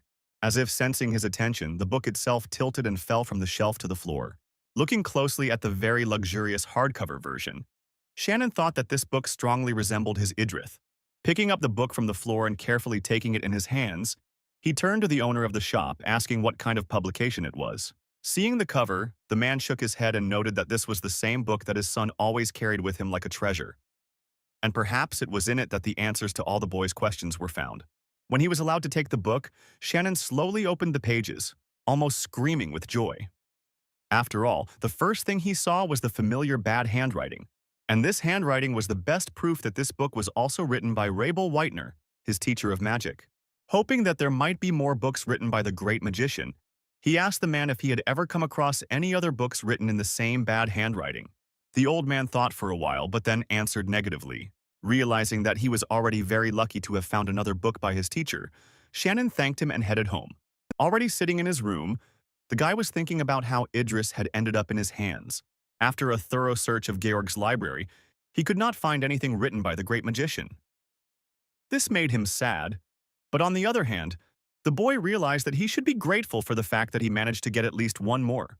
In anticipation of what he might find on the pages of the second book, at that moment a flash occurred and light began to come out of the newly acquired one. Moreover, this light spread to the first book as well. Suddenly the second book shone even brighter and opened on its own, hanging in the air. And at that moment, the voice of his teacher appeared in the boy's head, saying that he was bequeathing this book to the rightful owner of Idris, and the name of this book was Mimir. Then, wishing to enjoy the contents of the entire volume with all his heart, the voice disappeared and a bright light engulfed the young magician. Sometime later, Shannon woke up lying on the floor, but not in her room. The room was too small to be called a library, but too large to be an office. Sitting down on the floor, the guy began to look around the place he hadn't seen before, trying to figure out where he had ended up. Judging by the bright light, he had once again been transported into a book. Suddenly, he felt someone touching his neck from behind. Startled by the sudden touch, the guy immediately turned around. Behind him was a girl whom Shanam had never seen before in his life. As if glad that she had managed to scare him, she smiled and greeted him, confirming that he had indeed gotten into the book. Looking into her eyes, the young magician asked who she was, to which the girl removed her hand from him and, returning to her original position, with a bright smile, happily replied that her name was Mimir, and she was responsible for the dimension, Well of the World. When the guy asked what the Well of the World was, the girl replied that it was the name of a library dedicated exclusively to the magic of Vaitner, prepared by him for his successors. Having heard the girl's words, you looked around the room and noticed with surprise that it was rather modest for a library in the usual sense of the word. In turn, the girl sarcastically noted that the Well of the World is capable of expanding depending on the level of the receiver. And since its achievements are still modest, the library looks somewhat unpretentious. Judging by the current size of the room, the girl assumed that the guy most likely did not even pass the second test. Having received confirmation from him, she suddenly asked him not to address her formally, arguing that they would see each other often in the future, and formalities would only create unnecessary discomfort. And so, in the future, she demanded that the guy address her as you. Having received confirmation for this request, Mimir praised him, since finding the book, The Future Only on the Second Circle, was amazing. This praise surprised Shannon a little, since he did not understand what was so grandiose about it. To which the young lady explained that such luck would allow him to calmly reach the fifth circle straight away. This news shocked the guy so much that he involuntarily raised his voice. Realizing that this sounded incredible, the girl did not explain anything further, but, activating her magic, directed it towards the bookshelves. This action brought one of the books into her hands, which glowed with a warm light. The girl then handed the book to Shannon, saying that if he read it, he would understand everything himself. Opening the volume, the guy saw that it described the theory of resonance in all its details and particulars. Continuing her explanation, Mimir said that in this place the boy would be able to find all the information that was not included in Idrith, such as the notes that the book in his hands contains. When the guy asked why all this couldn't be included in the first book, the girl explained that it was already filled with a large number of pages of tests to test the successor with. There were also other reasons why Idris contained only the bare essentials. It was the combination of all these reasons that forced the creation of separate books. The first book collected all the main theses, while Mimir is better considered as a reference book.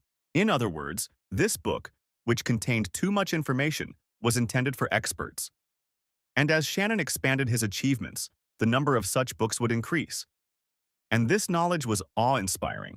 Seeing the stunned expression on the guy's face, the girl giggled and asked if he now believed that, with the help of this place, he could quickly reach the fifth circle. Mimir's book exceeded Shannon's expectations. And if with so much high-quality information the guy can't pass the second test of time, then he must be a complete fool. Having studied the book he received, the young magician decided to return to passing Idris's second test. The second trial required activating 100 magic circles, and this time Shannon managed to handle 79 of them. This was a huge improvement, as he had previously been unable to handle 10 in one go. Until now, it had been too hard for the boy, but now he felt that if he could push himself, he could handle the whole 100. On the other hand, if he couldn't do it now, he would definitely manage it a little later, although he should hurry. After all, there was only a little time left until the Magic Olympics. And the fact that he was able to get the Book of Mimir before it was pure luck. At the end of the school week, Shannon received a call from his father to return to the main house. The guy was curious as to why exactly the head of the house had called him to his office. He strongly hoped that it was because of the compensation that was supposed to follow the incident with Benjamin Simard when he attacked him under the influence of forbidden potions. If this were not the case, it would be very offensive since the guy was close to passing the second test and he wanted to continue studying the books of his teacher. Following the maid, Shannon arrived at his father's office. Having greeted his son and seated him opposite him, the man immediately got down to business. Since this time external forces of the family were involved, then the rights to the transferred shares in the extraction of Mana Stone, then he cannot award him all the achievements. Shannon didn't mind this setup because if his father hadn't reacted quickly and carefully covered up the incident, it would have ended with the Simard family simply falling, and they wouldn't have gotten any shares. But since his father acknowledged that at least half of it was his merit, he was entitled to a corresponding reward, and so he had to choose what exactly he wanted to get. Hearing his father's words, the young magician clearly stated that he wanted to obtain the ancient relic that was kept deep in the family treasury. This choice slightly puzzled the head of the family, since ancient relics usually did not contain any incredible secrets, but were simply antiques. Therefore, he advised his son to choose something else, to which Shannon stated that he believed in the legends that told of ancient religions and the events described associated with them. The head of the house sighed and with an expression of sincere disappointment agreed with his son's wish. It was strange for him to hear that his own child believed in all this nonsense. Either way, he decided to respect the guy's choice, but reminded him that he could only take one item, despite their uselessness. Hearing the permission, Shannon was as happy as a child who received a long-awaited toy, even if only in the amount of one piece. When the man asked what kind of relic he wanted, he answered without hesitation that he needed the ancient relic kept under the treasury of their family, namely, Rabel Whitener's cloak. Having agreed with his son's wishes, Egan Hanner went with him to the family's underground treasury. He still doubted the guy's decision, but Shannon himself was incredibly happy to get what he wanted. In the back seat of the moving car, Cannon was carefully examining the box in which the robe of the Great Wizard lay. The historical value of this robe could not be doubted, but how to use it in practice no one understood. The guy still had doubts about the authenticity of the artifact he had received, so he opened the box to carefully examine the robe. What he saw greatly shocked the boy. The clothes were made of pure mana fiber.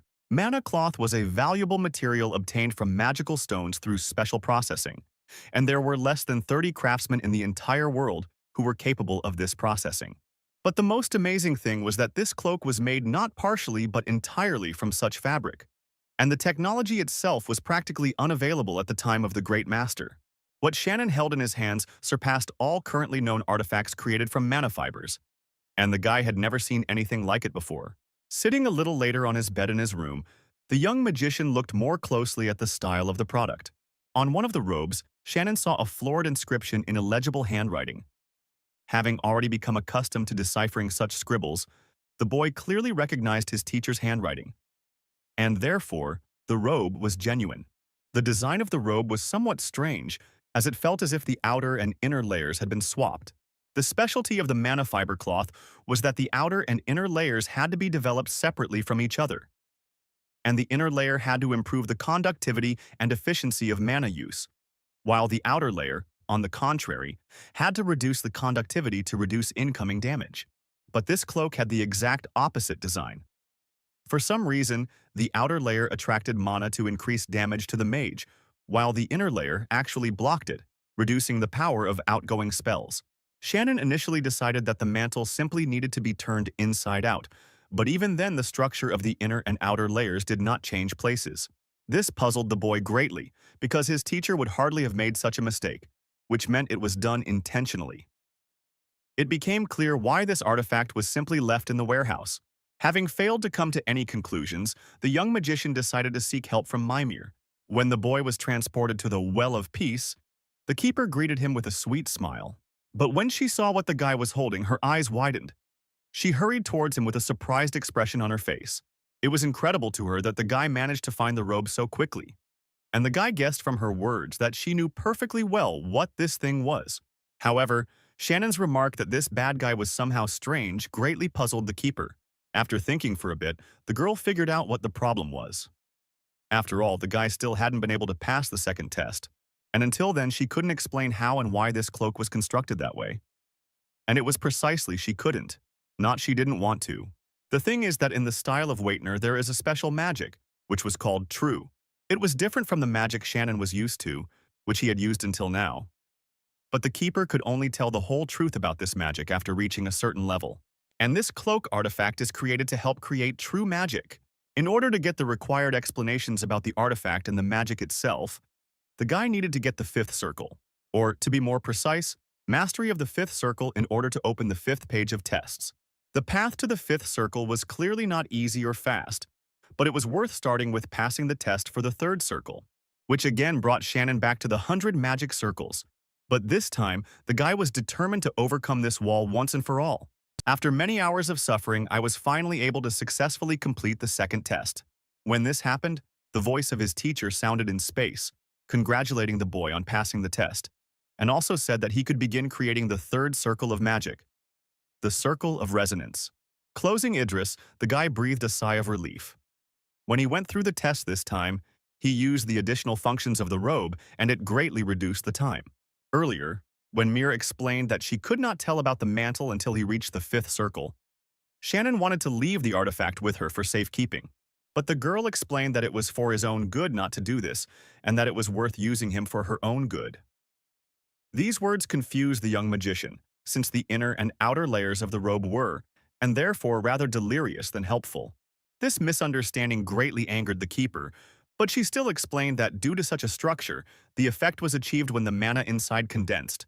As a result, an excess of mana is formed, and the circle of infinity begins to rotate even faster. In turn, the mana filling the brain will also increase, which means the brain will get rid of fatigue faster. This will lead to complete recovery, both physical and mental, and reduce the need for sleep, bringing it to zero. If you wear it for at least 5 hours a day, you can reach peak strength faster.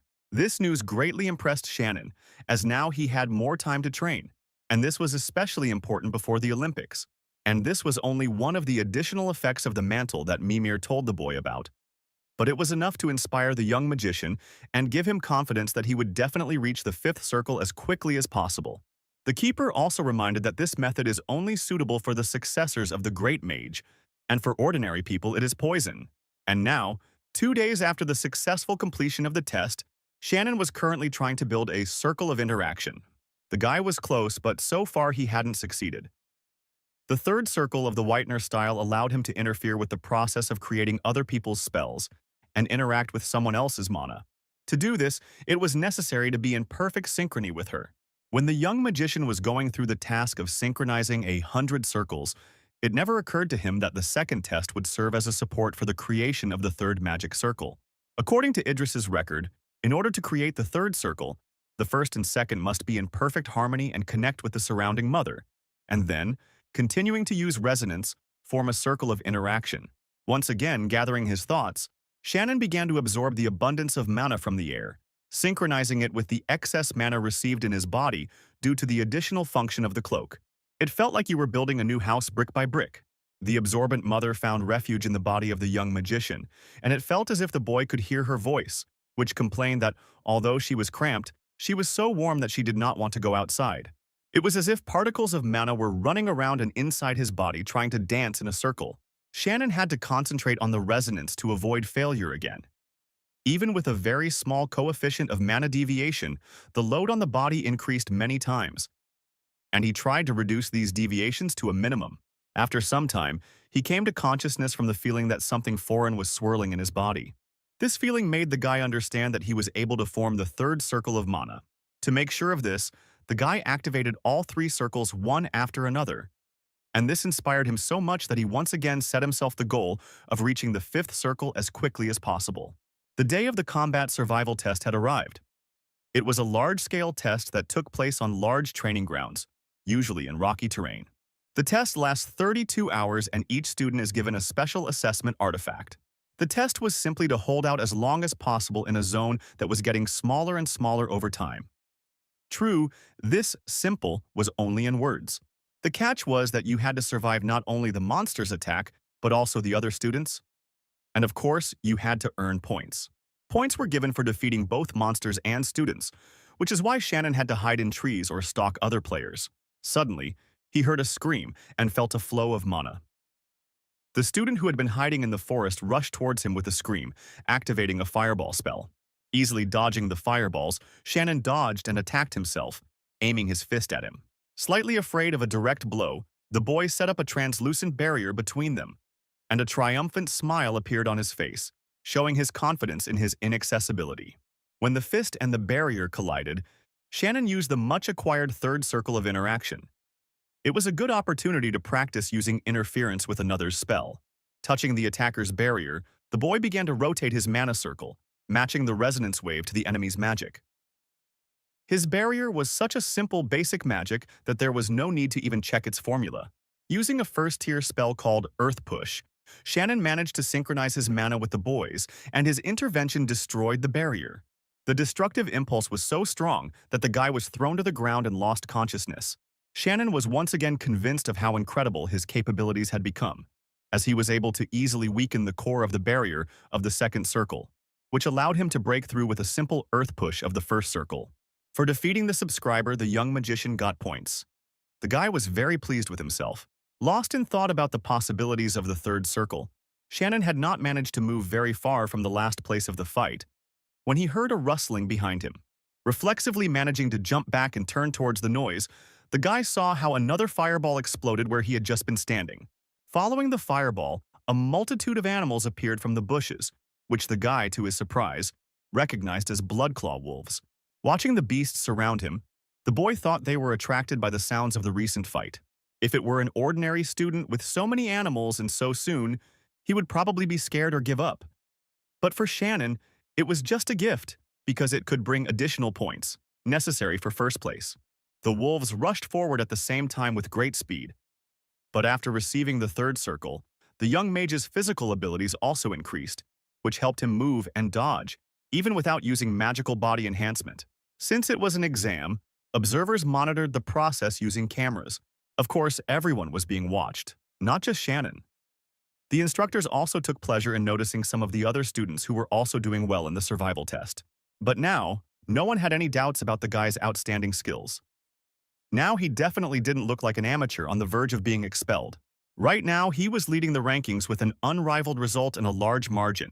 The final test result was determined by the sum of survival points and kill points, but even with a large number of points, it was difficult to hold out until the very end. Having managed to defeat the monsters with Millet, he relaxed a little and decided to calculate how many points he would be given for this fight. Off the top of my head, it should be about 60 points. Suddenly there was a rumble. Everything shook, and the ground beneath our feet began to move. Jumping up, the guy saw a huge carcass appear from under the ground under his feet, comparable to an elephant and with emeralds on its shell. To his amazement, the boy was able to recognize the monster that had appeared as a named monster called the Emerald Turtle. Having landed a little to the side of the monster that had just appeared, the guy thought about it. It was the first time he had seen such a huge turtle with a unique emerald hue. But the fact that the monster was huge and the guy knew practically nothing about it didn't mean that he would try to escape. On the contrary, he was going to fight it. At the same time, in the Obelisk Academy, in the room where the observation center was located, the instructor sat in bewilderment. Everyone was sure that no one could handle such a monster alone.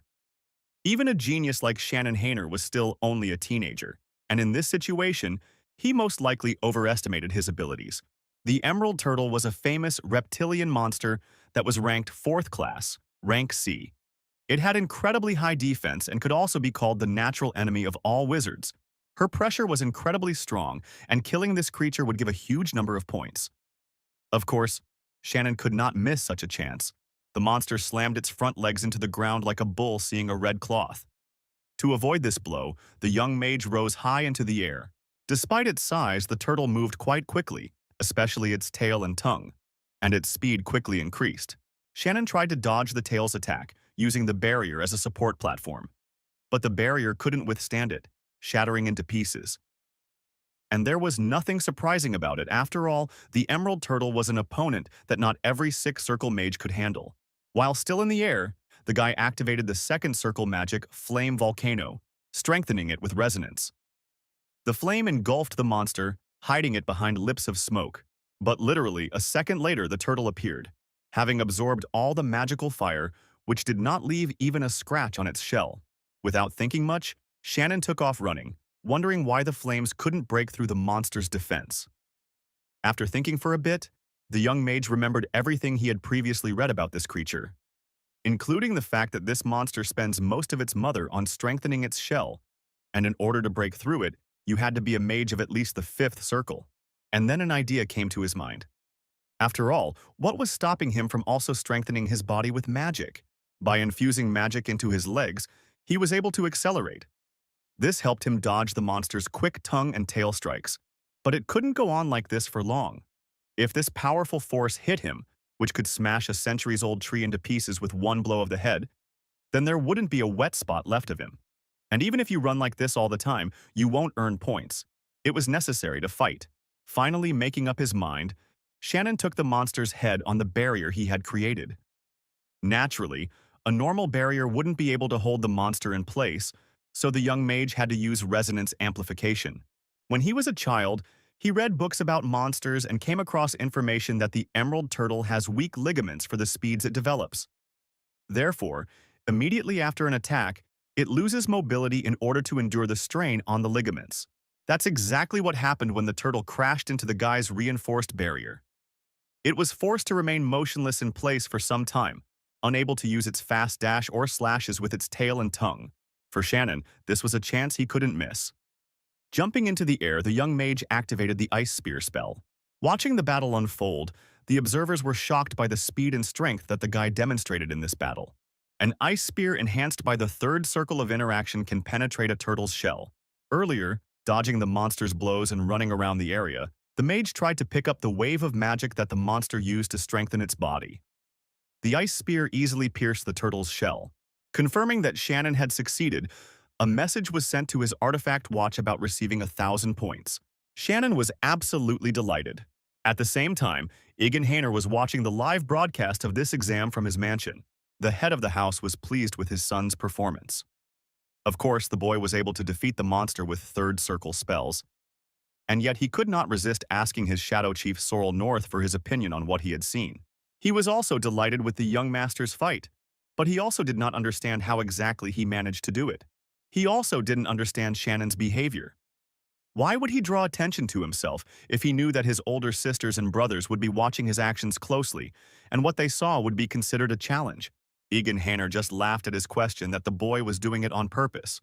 Previously, when Shannon was declared incapable of interacting with magic, his status within the family fell to the ground, and he himself dropped out of the race for the place of the head of the family. But now that he has somehow gained unprecedented power, his progress in magic cannot be denied. He also told the head of his security unit that the boy had asked the head of the clan to protect him from the threats posed by his brothers and sisters in the couple of months leading up to the Olympics. That's why he could afford to stand out and even do something extraordinary, since he was going to attract public attention and strengthen his position point A, and also quickly increase his own power. And all this was done so that when the period of protection ended, neither Justin nor Sarah would pose any threat to him anymore. The end of the first day of testing had arrived. According to the rules, any fighting was prohibited from 11 in the evening until 1 in the morning. This was done for safety reasons. Shannon believed that such relaxations would lead to a decrease in the level of training. On the other hand, in the past, the training of magicians in some countries was quite cruel, which led to their death. Therefore, such relaxations were quite understandable. And the guy himself benefited from this, since personal magical devices were allowed, which meant he could get rid of fatigue with the help of his teacher's robe. And for this same reason, he could now sit so carefree and eat emerald turtle meat shashlik. Suddenly, there was a rustling sound, and Shannon heard the sound of someone walking through the bushes. The guy silently turned his head in that direction to look at the uninvited guests. To his surprise, the guests, although uninvited, the guy was glad to see them. Amanda and Jean appeared on the clearing. You were also glad to see your friend. The young mage invited everyone to his fire to rest and talk.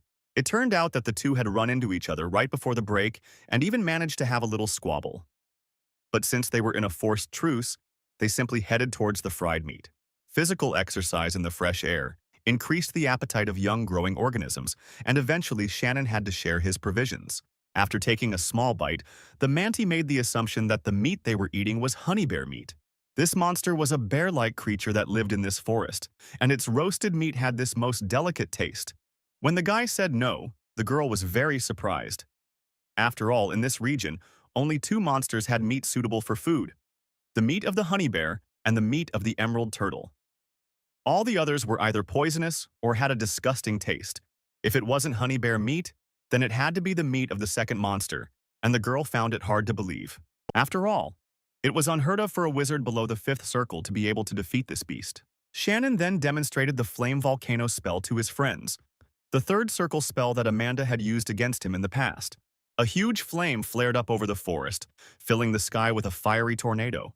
The expressions on his friends' faces when they saw the effect of the spell showed that they were questioning what they had just seen. After all, the power demonstrated was much higher than the 3rd level. Amanda eventually decided that the guy had managed to modify the spell to the power of the 6th circle. Of course, this was not true, but Shannon decided not to dissuade them. And he also had to tell them in detail later how exactly he managed to defeat the emerald turtle. The guys really wanted to see everything for themselves, and Jean suggested watching the recording of the battle later. But Shannon said that they would be able to see these spells live themselves in the near future. In this survival test, cooperation between students was forbidden. This meant that tomorrow they would have to fight each other. Moreover, Amanda was eager to fight. She also had something to show the guy. And now the second day of testing has arrived, during which the area of passage began to narrow. There was also a stir at the observation center. In fact, there were 2 exams left until the end, and there were only 4 students. Although the venue was greatly reduced, there was still a lot of forest on the grounds. And in order to become number 1, Shannon needed to find the remaining students. Suddenly, the sound of wind was heard, and wind cutters flew in its direction. Shannon reacted quite quickly and fired wind spears to block the attacker's spell. Suddenly, a male voice was heard from above, expressing impatience and a hint of amusement. The attacker was clearly happy to meet Shannon and fight him. Then, no longer hiding, a rather large guy with bright red hair jumped down on him from above. Fighting ensued immediately, and Shannon realized that the magical wind cutter was merely a distraction. The real danger was in close combat. The attacker's spinning kick missed Shannon by a millimeter. Having managed to break the distance, Shannon managed to see his attacker. It was a wizard who specialized in close combat named John Sunwood. Among the second years, he was ranked 2nd in martial arts and was an expert in body enchantment. And this was not an opponent that Shannon could practice his interference magic on. On the other hand, his physical strength was also not inferior, and therefore, when facing this guy, Shannon could try to save his strength for the final battle. The observers in the Special Examination Committee observing this duel discussed what was happening on the screen. They immediately realized that both students had decided to use any body enchantment magic. Most of them thought that John would win, as his fighting skills were undoubtedly the best among the second years, and he also had a record of winning the Junior Nationals using enchantment. On the other hand, given Shannon's fight with the Emerald Turtle yesterday, his potential was immeasurable. During the fight, Shannon's brain was working at full speed. The wind whistled as the guy's fists flew over his head. His opponent was throwing punches with incredible force and speed, so fast that the guy had to use the demonic eye.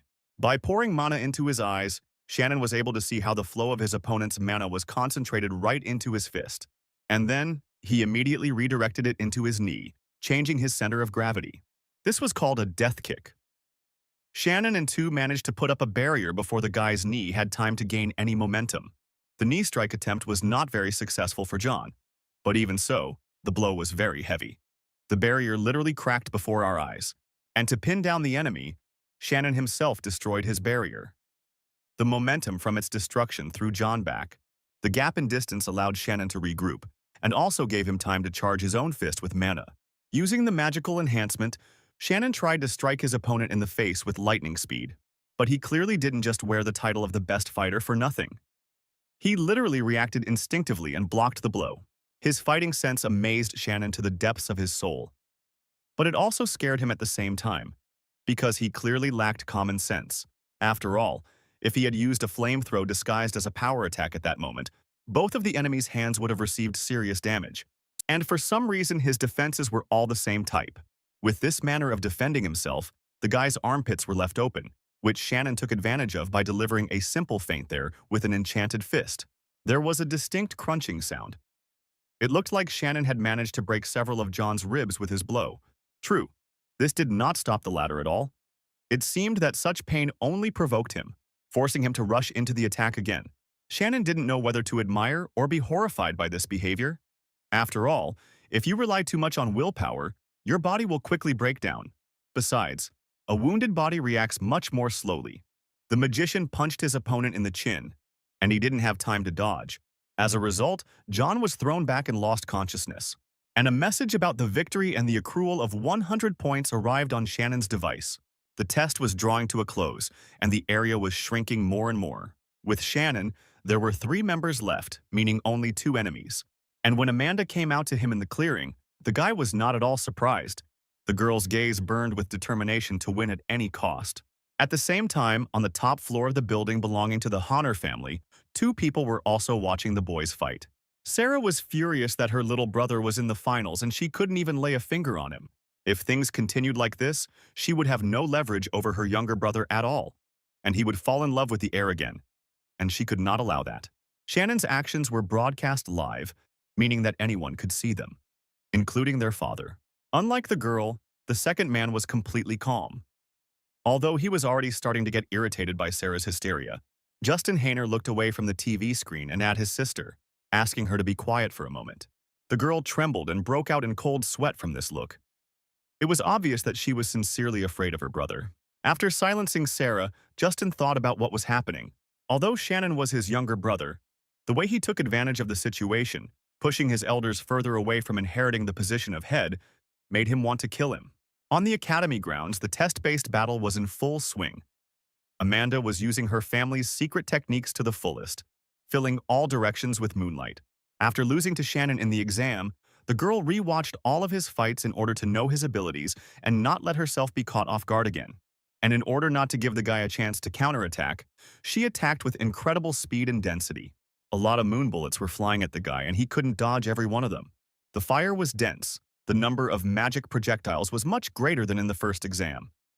It was almost impossible to dodge all the charges at once. Through her research, Amanda had concluded that Shannon's weakness was resistance to intense magical fire. As such, the moon bullets continued to fly towards him in an endless stream. Moreover, her magic had reached the 4th circle. The girl was developing damn fast. Shannon had a hard time blocking her attacks due to his advantage in magic circles. Of course, such a dense flow of magic was far from being within everyone's power, which once again confirmed the uniqueness of the girl, who was a kind of guardian. Shannon also did not stand still, constantly improving his spells. Most recently, he mastered such a spell as Ice Needles. Using the moment between the girl's attacks, Shannon used a new spell under the cover of smoke. It slid unnoticed along an unusual trajectory for a spell, soared into the sky and headed towards the girl from above.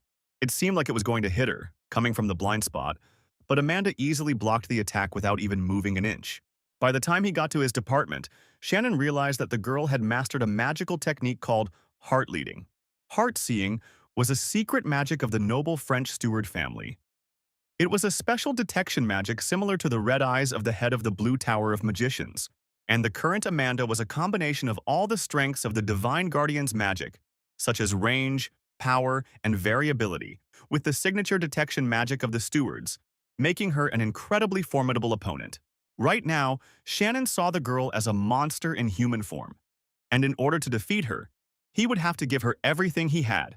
There was no opponent more difficult for him than Amanda right now.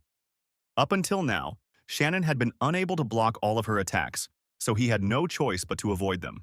But he will never be able to win by continuing to act in this way. So the young magician used the demonic eye again. Several moon bullets were approaching him, and with the help of the demonic eye, Shannon could see their structure, composition, activation time, and magic formula. And this information could help in the confrontation. The next thing he did was use the interaction circle, which caused all the bullets to deviate from their course just before they hit him. What she saw left Amanda in shock and surprise. The girl could not understand what kind of trick he could resort to. And looking into Amanda's eyes, which widened like a surprised rabbit, the guy smiled and asked her what he thought he had done. Elsewhere, two people were watching their fight live on the broadcast, one of whom was Egan Hayner. He had to listen to the half-outraged, half-surprised cries of the other man. The other person making noise at the moment was none other than Victor Stewart, the head of the Divine Guardian's house. Watching their children's duel, the men tried to figure out how the boy was able to change the trajectory of the magic projectiles, and in such an incredible way. No one had any idea about this, and Egan honestly admitted that his son had not explained anything to him. And with a bitter smile, he said that his child had more secrets than revelations, and that he had changed a lot in a year away from home. Victor sighed a little and admitted that, watching the final exams, he thought Shannon would shine for only a moment and then disappear again. The head of the Hanner house was not at all offended by this statement, because deep down he thought exactly the same thing, period. It was unpleasant to admit. But his child was still incompatible with artificial intelligence. In the fight where he defeated Amanda, he clearly did so not because of superior skill, but thanks to strategy and technical execution. If you analyze all his fights and collect information about the guy, it would be easy to find all his weaknesses, after which it would be no wonder to promise him a quick defeat. Especially if you take into account Amanda's analytical skills. What they saw at the moment demonstrated how much they had underestimated this young man. After a short silence, Victor admitted with a sigh that he was to some extent grateful to the guy. When Shannon was declared unfit for magic, Amanda lost her purpose in life and her eyes became dull, expressionless. It was painful for her father to look at his daughter, but now her eyes eye and even brighter than ever. Therefore, Victor sincerely with Alice Timer, 40 minutes time wished that Shannon's success was fleeting. Somehow, unnoticed by everyone, the trial time expired, and the observer called for all survivors to stop fighting immediately. This also made Amanda and Shannon stop, and in the end they were unable to determine the winner, since this was not a trial that ended only after winning the battle. And both mages were not happy about it. A verbal battle even broke out between them about who had a better chance of winning. They might have even continued fighting further, but then one of the observers interrupted them, ordering them to return back to the academy. The squabble between the two continued the next day, arguing until they were hoarse over who would win. Gina had to watch all this kindergarten stuff. He had been listening to this argument for a long time now, and he was getting tired of it. And considering how hot-tempered these two were, the young man was afraid that they would start a fight. So he asked the two of them to move to another room. Even though the two had just been arguing with each other, they both asked Jin to keep quiet. That brought tears to his eyes, either from fear or from resentment. The guy hesitantly filled in that this was his room and that he had called them to review the recording of the fight, as well as analysis. His reminder of the purpose of the meeting managed to calm the disputants, and you prepared to watch. The owner of the room sighed with relief, but the following words almost made him cry again.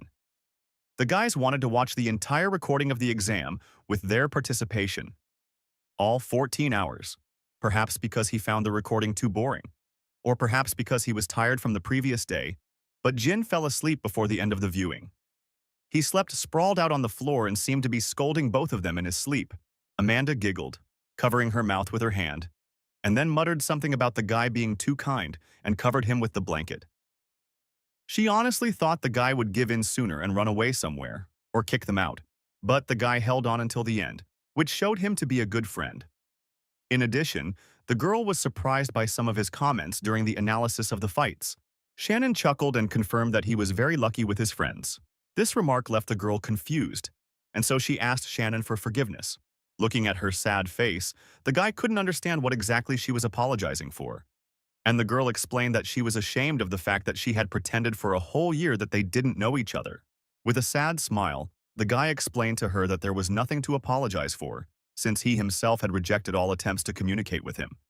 So, in fact, it was not she who distanced herself from him, but the other way around. Moreover, he tried to close himself off from Jin, but he was more stubborn.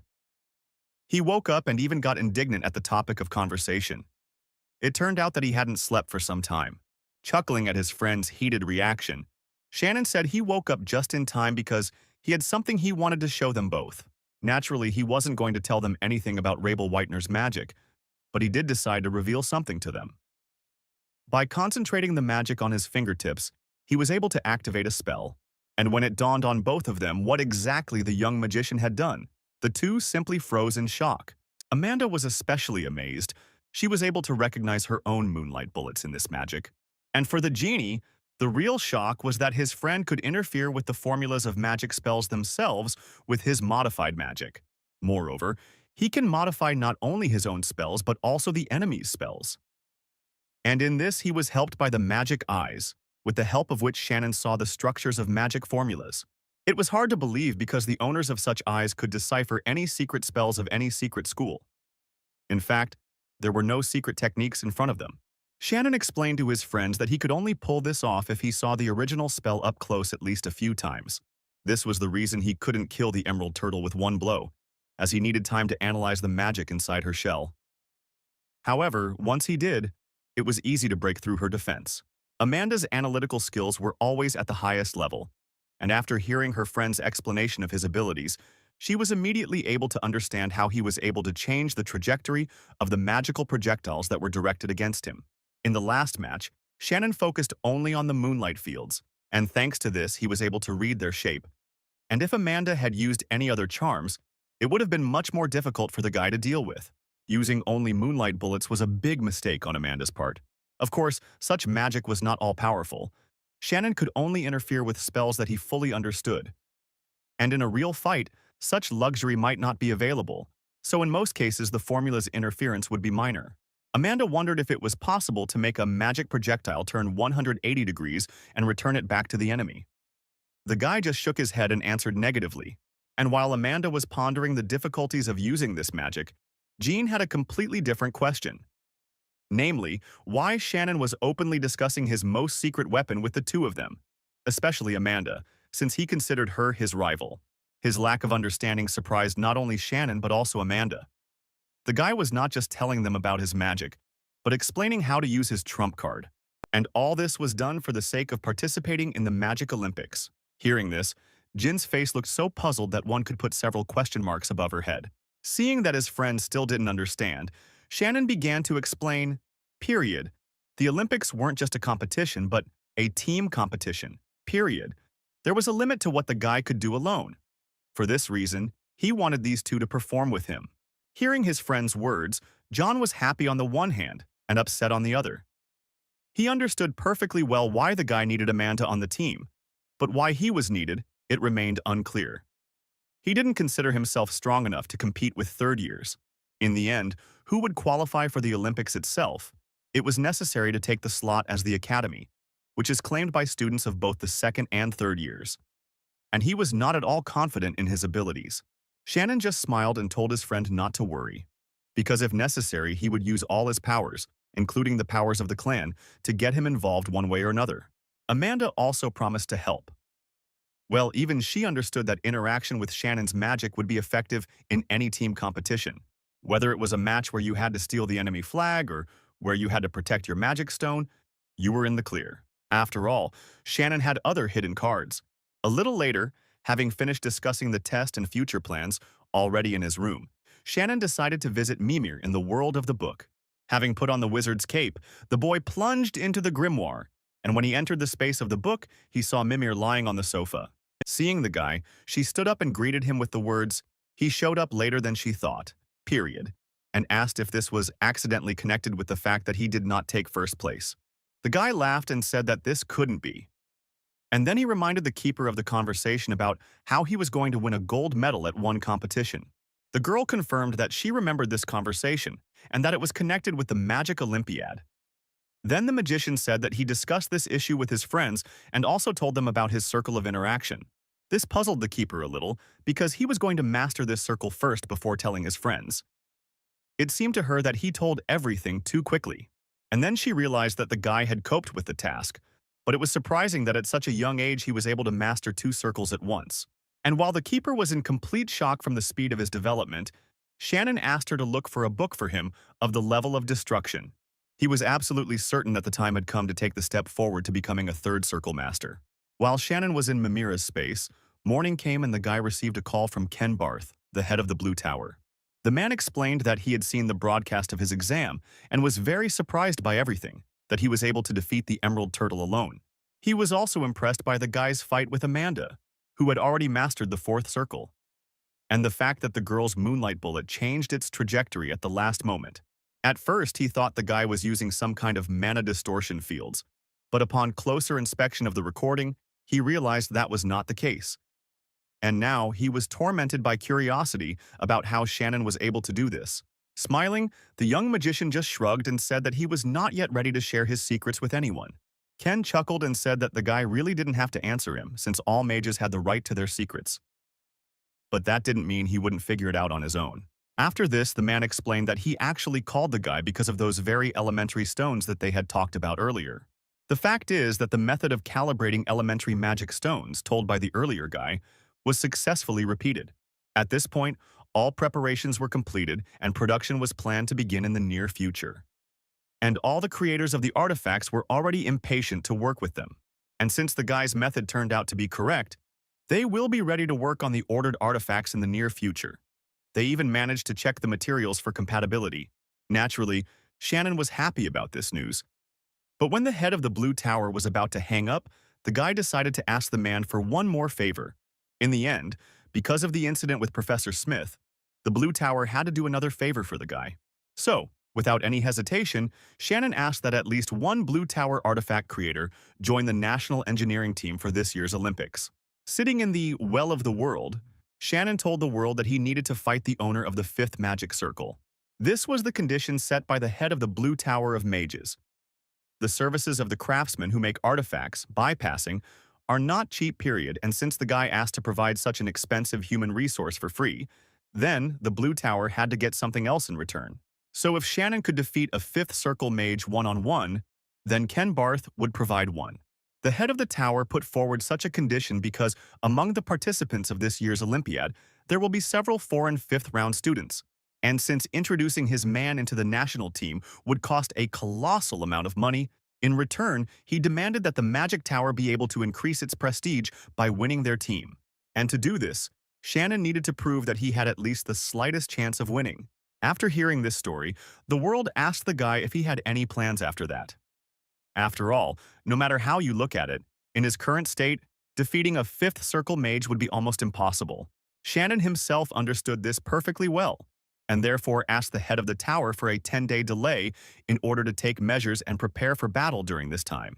Improving in such a short time frame would not be easy, so Mimir wondered if it was really necessary to go so far for the sake of the Blue Magic Tower engineer.